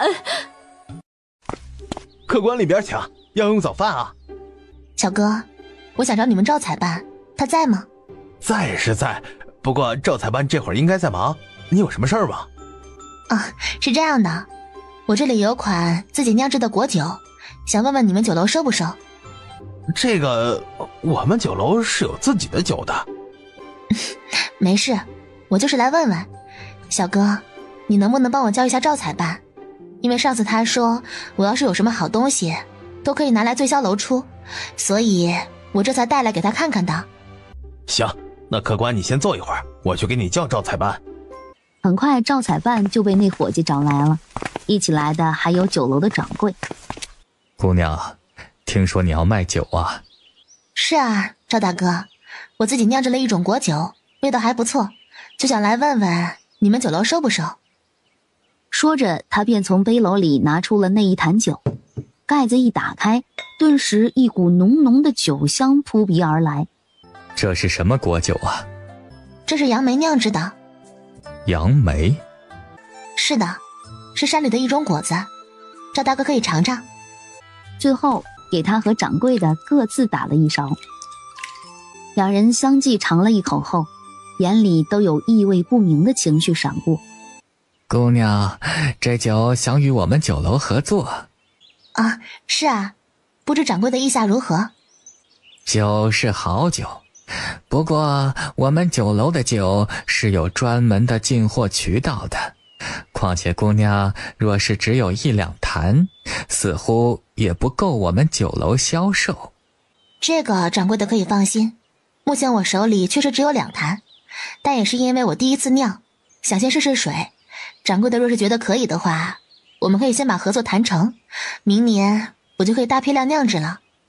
几人都没注意到，自从酒坛打开的那一刻，不远处的那桌客人就一直看着他们。这位姑娘，请问我可能尝尝这酒吗？啊，可以啊。只见那男人喝了一口后，吧唧两下嘴，旋即眼睛一亮。姑娘，你这酒香甜有味儿，既有酒香，又有果子的甜香，是好酒啊。不知道姑娘怎么卖的？不好意思啊，我想先跟赵大哥他们谈谈。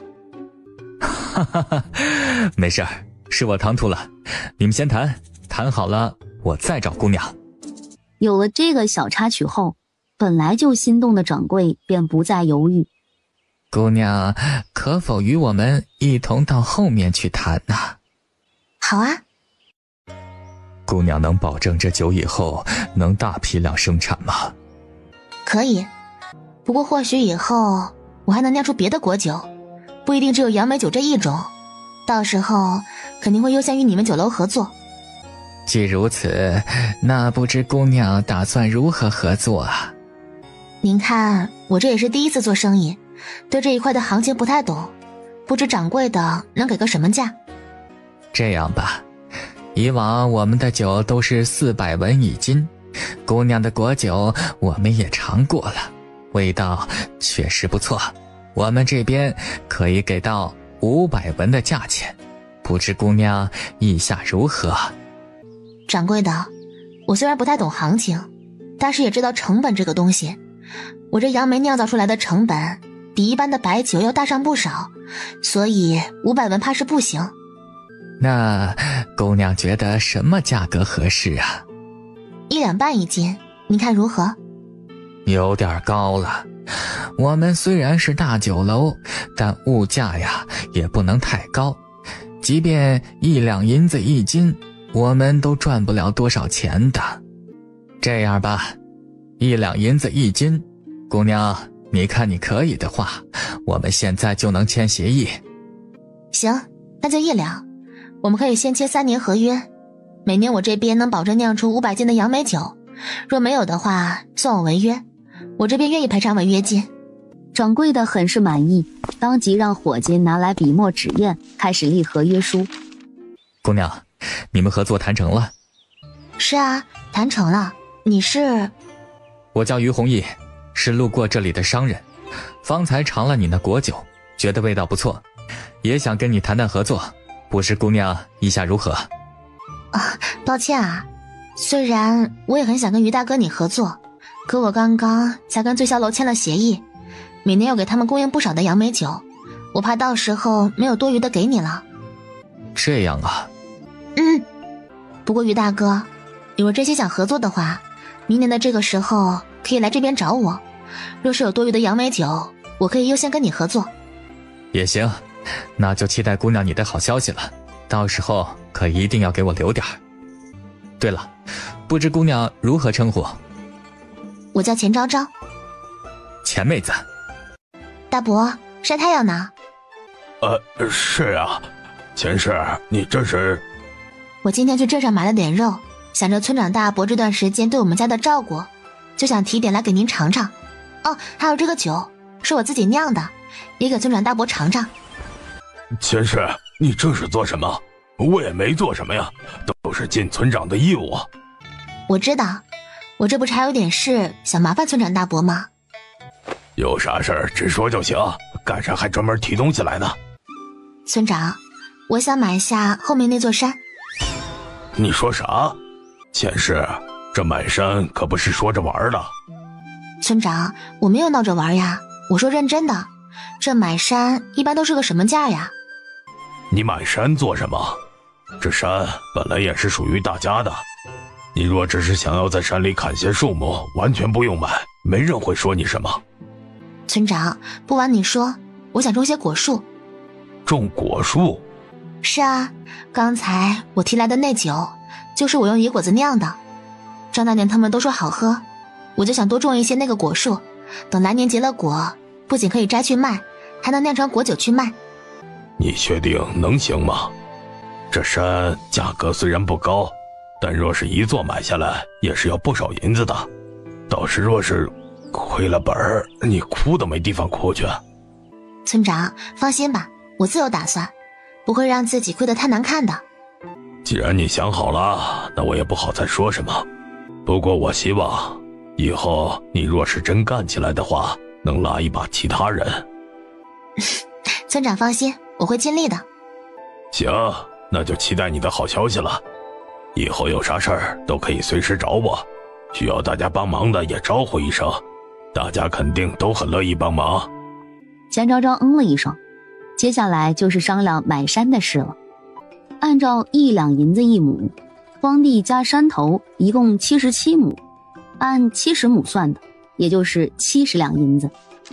官衙开了地契，钱昭昭写上自己的名字并按了手印后，拿出银子，一手给钱，一手给地契，顺便还多给了2两，让官衙打酒喝。晚上，钱昭昭又请村长来家里吃了饭，看得大房的吴春兰和穆成明眉头直皱。这女人这2天神神秘秘的，在搞什么？吃你的饭。哦，对了，这2天我总闻到一股中药味儿，是他们那边传来的吗？不然呢？说来也好笑，前世那小贱人竟然突然就认识草药了，不仅上山挖草药去卖，还天天熬药给你那半死不活的兄弟喝，真以为能把人救活呢？切！怎么了？找我啥事儿啊？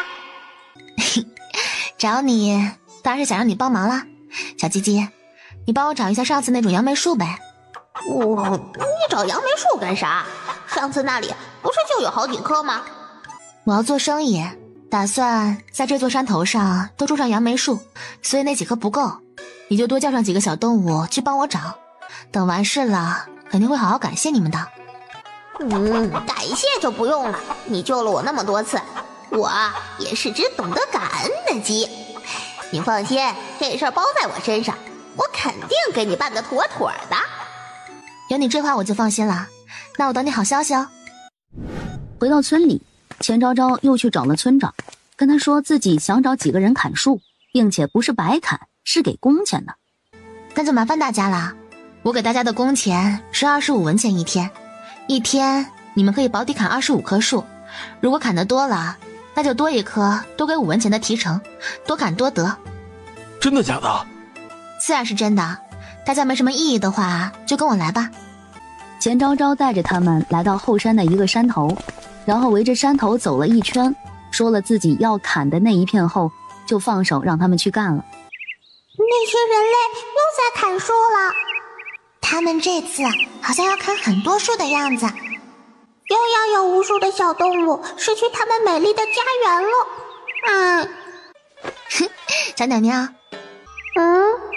他是在叫我们吗？好像是。他想干嘛？不会是想抓我们去炖汤吧？估计是。怎么办？怎么办？当然是跑啦！哎呦，你们别跑啊！我没有要抓你们去炖汤。等等，他能听懂我们说话？好像是哎。那怎么办？还跑吗？不知道，问问他想干嘛。大妹子，那你叫我们干啥？没什么，就是想请你们帮我个忙，你们能不能帮我盯着他们？我们干啥要帮你盯着他们？你都让他们来砍我们的家园了。没有要砍你们的家园呀，只是把这些树砍了，然后种上别的树而已，是给你们换一个新的家园。难道你们不觉得原来的家园住久了腻得慌吗？好像是有道理哦。我觉得也有道理。你要给我们换个什么样的家？我打算在这儿种上一片果树，你看到时候你们不仅有新家住，还随时都能吃到好吃的果子，是不是很美好？行吧，那我们就勉为其难的帮你看着吧。你想怎么看？也不用怎么看，就看看他们谁砍了树，砍了几棵树这样子，别让他们弄乱了就行。没问题，包在我们身上。昭昭，你回来了。你怎么过来了？我就是来看看你，你最近还好吧？挺好的，你有什么事就直说吧，不用跟我拐弯抹角。昭昭啊，娘也是没办法，你看你就想想办法把你2个堂哥救出来吧，他们毕竟是你堂哥呀。娘，不是我不救，我也是没有办法呀。那可是县太爷亲自定的案，我一个乡下小妇人拿什么去救？昭昭，上次咱们不是说了吗？只要你去跟县太爷说是你们弄错了，他们不是来偷东西的，县太爷肯定就会把他们放了。昭昭，你也知道，在那个家里，你大伯和三叔才是家里的宝，他们生的孩子自然也被你爷奶就偏着。他们让娘来劝你，你若是不把人救了，娘回去也是不好交代的呀。可是娘，你有没有想过，如果那样的话，他们能不能得救不一定，女儿肯定是会被打板子，说不定还会跟他们一样要蹲大牢。没那么严重吧？唉，怎么没有那么严重？那里可是县衙，那上面坐着的可是县太爷。你真当县太爷很闲，有那么多空陪我们玩告状诬陷的游戏吗？万一他觉得我们戏耍了他，直接派人把我抓起来了怎么办？万一不会呢？就算真的把你抓起来，说不定也就是打一下板子，或者关几天，你什么都没做，县太爷肯定不会把你怎么样的。昭昭，你就当帮帮娘吧，好不好？柳氏又抹起了眼泪，开始诉说她在钱家过得有多不容易。因为生了钱昭昭这个长相奇丑的女儿，全家人都欺负她，嫌弃她，连带着钱昭昭的弟弟妹妹也是没好日子过。难怪原主会养成那样懦弱自卑的性子。柳氏话里话外都是在说，因为原主他们才过得那般苦的，他们把所有的不幸都归咎在了原主身上，这真的是亲娘吗？娘，你回去吧，我是不会去的。昭昭，你难道真的想看着娘就这么回去被他们打骂吗？就算没有我，没有这件事，他们不是也一样欺压你们吗？所以你们被欺压被打骂跟我没有任何关系，只是你们自己软弱而已。只听砰的一声，随着钱昭昭话音落下的是他的关门声。昭昭，你现在怎么变得这么狠心了？我可是你娘啊！里面的钱昭昭闭了闭眼，充耳不闻。柳氏又在外面说了好一阵，见钱昭昭是真的没有开门的意思，他只得灰溜溜的离去。大妹子，咱们这是要去哪儿啊？到了你们就知道了。哦，野鸡！我靠！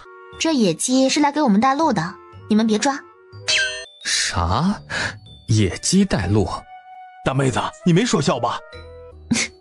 哪里说笑呢？再说了，你们可是来给我干活的，你们要是去抓鸡了，那公家还要不要？是啊，我们是来干活的，怎么能去抓鸡呢？就是好不容易遇上一只野鸡，就这样放了，也太可惜了。走吧。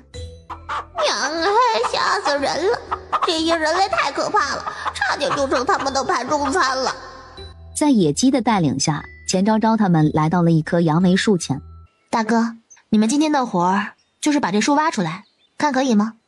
大妹子，你挖这树干啥呀？移植。移植？我打算把这些树移植到那边的山上去。所以你把那边的树砍了，就是要栽这种树？这是啥树啊？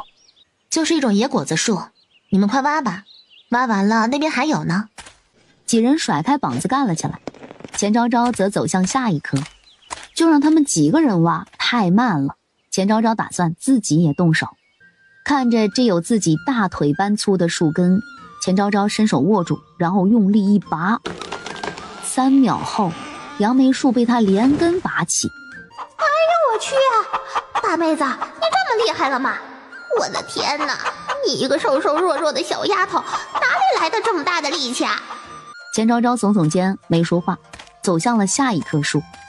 这，大妹子，这些不会是你挖的吧？先把这些扛下山去吧。说着，他已经扛着一棵往山下走去。大妹子，你家出事了，村长让你回去啊。回到家里，就见穆家院子里已经站了不少人。村长，这是怎么回事？他们说你下毒谋害夫君，思远一直醒不过来，是因为你一直在给他吃毒药。大哥大嫂，你们没事吧？我给穆思远吃毒药？你们要是太闲，就找个牢做做，一天天的没事干了是吧？脑子都闲出毛病来了。别人脑袋里装的是脑浆，你们装的是粪便吗？我们可没污蔑你，你天天都给他喂药，你问问左邻右舍，他们有没有闻到药味？行了，有没有等大夫看过就知道了。钱昭昭这才注意到有个男人正坐在床边给床上昏迷不醒的穆思远把脉。大夫怎么样？没救了，这药确实有让人醒不过来的成分，长时间吃会导致病人身体越来越虚，最后断气身亡。你确定你看清楚了？老夫看得很清楚。你胡说，我二嫂才没有下毒害我二哥，这药也是前段时间才开始给我二哥吃的，而且不是毒药，是可以给我二哥治病的药。老夫行医这么多年，还从来没有看走眼过。这药若是再吃下去，床上的人要不了1个月定会断气。你个庸医，不许！小香，二嫂，我相信你，你一定不会害二哥的。乖，你先站一边去。你说你行医多年，那么请问你是在哪里行医的呢？自然是县里。哦，可是我大哥不是说是在镇上请的你吗？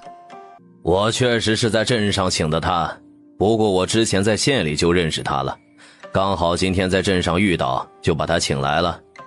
啊，对，我来青石镇办点事儿。哦，原来是这样啊。那么我再请问你，是在县里的哪家医馆行医的呢？不会是白云医馆吧？对，就是白云医馆。现在说的是你下毒的事，你扯那些有的没的做什么？这怎么能叫有的没的呢？他来给我相过诊脉，说我下毒谋害亲夫，我总要问清楚他是哪里的大夫吧？万一是个江湖骗子，被人收买了来陷害我的呢？你说是吧，大哥？现在说的是你下毒的事儿，你少转移话题。村长，人证物证都在，这样恶毒的女人不配当我们穆家的儿媳妇。今天我就请村长做主，休了这个毒妇，把她送去官府。我看谁敢欺负她。思远，你醒了。穆思远坐了起来，视线环视一圈，最后落在钱昭昭身上。不知为何，明明没有见过钱昭昭的长相，可直觉告诉他，这个就是他媳妇儿，一直照顾他的女人。这男人躺着的时候好看，醒来了更好看，不愧是我的菜。相公，他们欺负我。村长大伯，你们这么多人来我家，可是发生什么事了？是出了点事儿。你大哥说你媳妇儿下毒害你，还找了个大夫来检查，说他每天给你吃的药都是毒药，所以你才一直都醒不过来。大哥，这大夫是你请来的吧？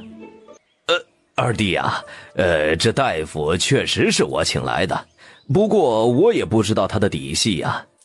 大哥刚刚不是还说跟他已经认识很久了吗？村长，我昏迷以来都是我娘子在尽心尽力照顾我，我能醒来也都是她的功劳，所以不存在毒害一说。这人是江湖骗子，还是把他送去官府吧。好。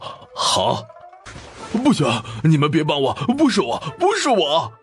等一下，大妹子，这人刚刚怎么诬陷你？难不成你想放过他？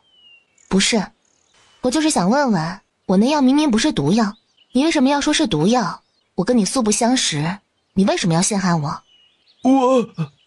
沈梦成明，他给了我500个大钱儿，让我来充当大夫陷害你的。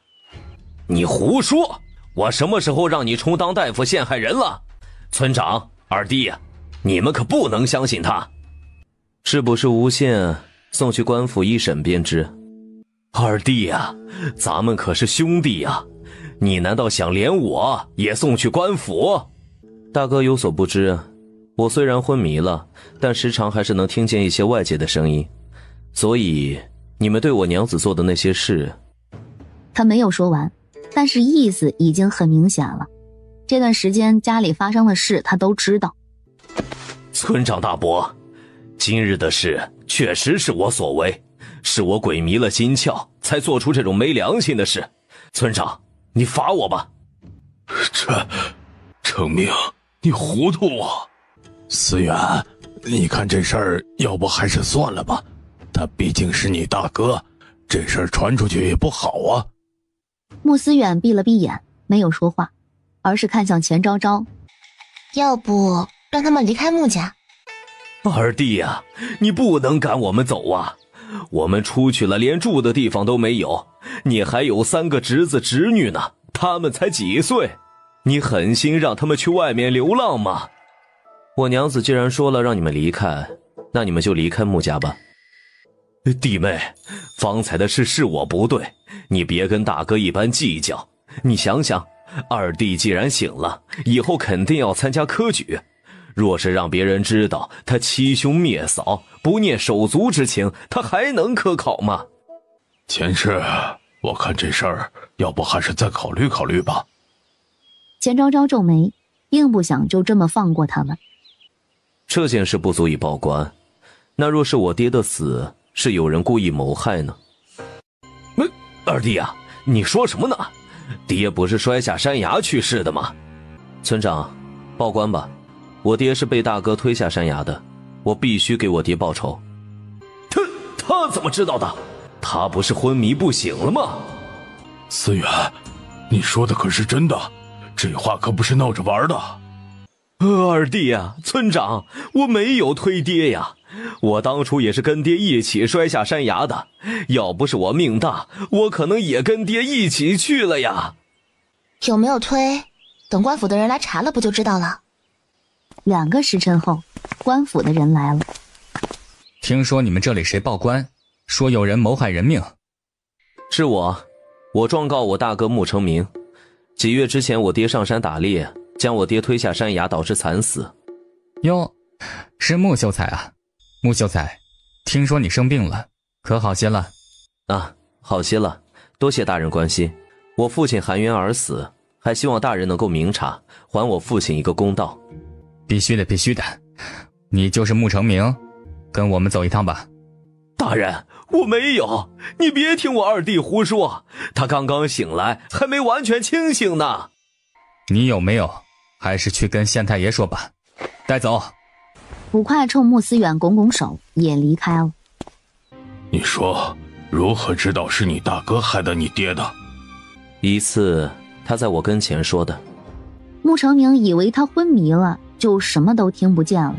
害死穆父后，有次趁钱昭昭不在，特意来到他床边发疯，说了一大堆穆家对不起他的话，其中就说了是他推的穆父。村长最终叹了口气，让他好好休息后离开了。众人也相继离开。至于穆成明找的那个托，早就趁没人注意跑了。二哥，二哥，你终于醒了。爹娘走了，二哥，我们没有爹娘了。没事了，二哥醒来了，以后有二哥二嫂照顾你。二哥，爹真的是大哥害死的吗？县令大人会还爹一个公道的。你先出去，我跟你二嫂说几句。二哥，这1年来一直是二嫂照顾你的呢。二嫂是个好人，你一定要好好对二嫂，知道吗？他怕二哥嫌弃二嫂的长相，所以帮着钱昭昭说话。我会对她好的。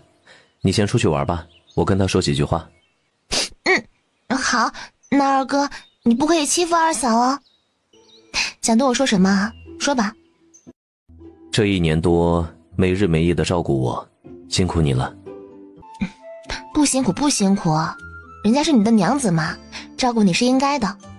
我知道当初爹娘娶你是为了给我冲喜，你也看到了，我是个病秧子，这身体以后能不能好起来也不知道。现在我醒了，你若是觉得在我们家吃苦的话，我可以与你和离，放你离开，并且会对外说是因为我的原因，不会影响你以后另寻婆家。他们没有圆房，所以他觉得若是钱昭昭想离开的话，他可以放他离开。啊，二哥在说什么呀？怎么能让二嫂离开呢？二嫂那么好，我们都已经是一家人了呀。二嫂走了，我们上哪儿再去找一个这么好的二嫂去？没想到这男人还挺会为我着想的，加分。相公，人家嫁给你就是你的人了，你怎么能赶人家走呢？人家一个弱女子离开穆家还能去哪里呀？相公，你是不是嫌弃昭昭丑，不喜欢昭昭？不是啊，我没有嫌弃你啊，我就是不想拖累你啊。刚刚还挺冷静淡定的一男人，此时慌得像个毛头小子。太可爱了他，还以为是个泰山崩于眼前面不改色的高冷俊男呢，没想到也不过是个还没开窍的青涩小子，正好我给他开开窍。相公，你没有拖累人家，人家很喜欢相公呢，能跟相公结为夫妻，照顾相公，是人家2辈子修来的福气。那咱们就不和离了，以后好好做夫妻。他似乎也并不想要钱昭昭走。相公说的可是真的，那相公以后可不能再说和离的话了，不然人家可是会生气的哦。不说。真乖。相公刚刚醒来应该很饿吧？昭昭去给你煮点吃的。为什么有一种掉入狼窝的感觉啊？饭后有人来找钱昭昭。大妹子，咱们下午还有活干吗？自然是有的，下午还是进山移植果树。钱昭昭让穆小香把穆思远扶回去，自己就带着几个男人进山。你二嫂在移植果树？是呀，二哥，我跟你说啊，二嫂她酿出了一种果酒，可好喝了。二嫂说那种果子叫杨梅，她还买下了一座山头，打算以后都用来种杨梅，然后酿很多很多的酒去卖，这样咱家就能赚钱了。这个看起来柔柔弱弱的女子似乎并不简单啊。二哥，你怎么了？无事。钱昭昭收拾了下院子，然后简单洗了个澡，便准备上床睡觉。可是在临上床时，他看到了睁着眼睛的穆思远。那个你咋还没睡呢？白日睡多了睡不着。好吧。钱昭昭小心翼翼地爬上床，躺下，然后一动不敢动。救了大命，明明之前天天抱着睡觉都没事的，还经常摸着他的腹肌入睡，怎么现在这么紧张啊？不行，我要镇定，我可是来自21世纪的新时代女性，怎么能还不如一个古代的毛头小子呢？睡觉吧。什么？我这么紧张，他就那么淡定，太不公平了。而他不知道的是，身旁的男人也绷紧了身子，完全睡不着。钱昭昭不知道是该庆幸还是该庆幸。庆幸个屁呀！上啊！他一个翻身，然后四肢一起缠上了他。你做什么？睡觉。他绝对不是怂了啊，他是为了植物人老公的身体着想。老公刚刚醒来，不能太过操劳。次日，钱昭昭是从穆思远怀里醒来的。醒来时，他只感觉自己被一双臂膀紧紧抱着。妈呀，要是每天早上醒来都能看见这一幕，心情能好一整天啊，有木有？可是当看见穆思远那明显有着红血丝的眼睛时，他又愣住了。你不会一宿没睡吧？睡不着。为什么睡不着？难道之前睡太久了？不是，是身子难受，睡不着。身子难受？哪里难受？钱昭昭一时没反应过来，以为他又哪里不舒服了，赶紧坐起仔细查看。哪知这一坐起，手就碰到了他滚烫的身体。那你再睡会儿吧，我要先起床了。我是不是太怂了？咱前世怎么说也是个老色批，现在这么怂，要不那些基友知道了还不得笑话死？而且前世做梦都想有个8块腹肌大长腿、腱子肉的霸气帅哥做男朋友，现在终于实现了，我怎么能什么都不做呢？钱昭昭越想越亏，脑袋一热又翻了回去。怎么了？钱昭昭吧唧在穆思远嘴上亲了一口。早安，相公。话落，他便搬下了这床，这次很利落。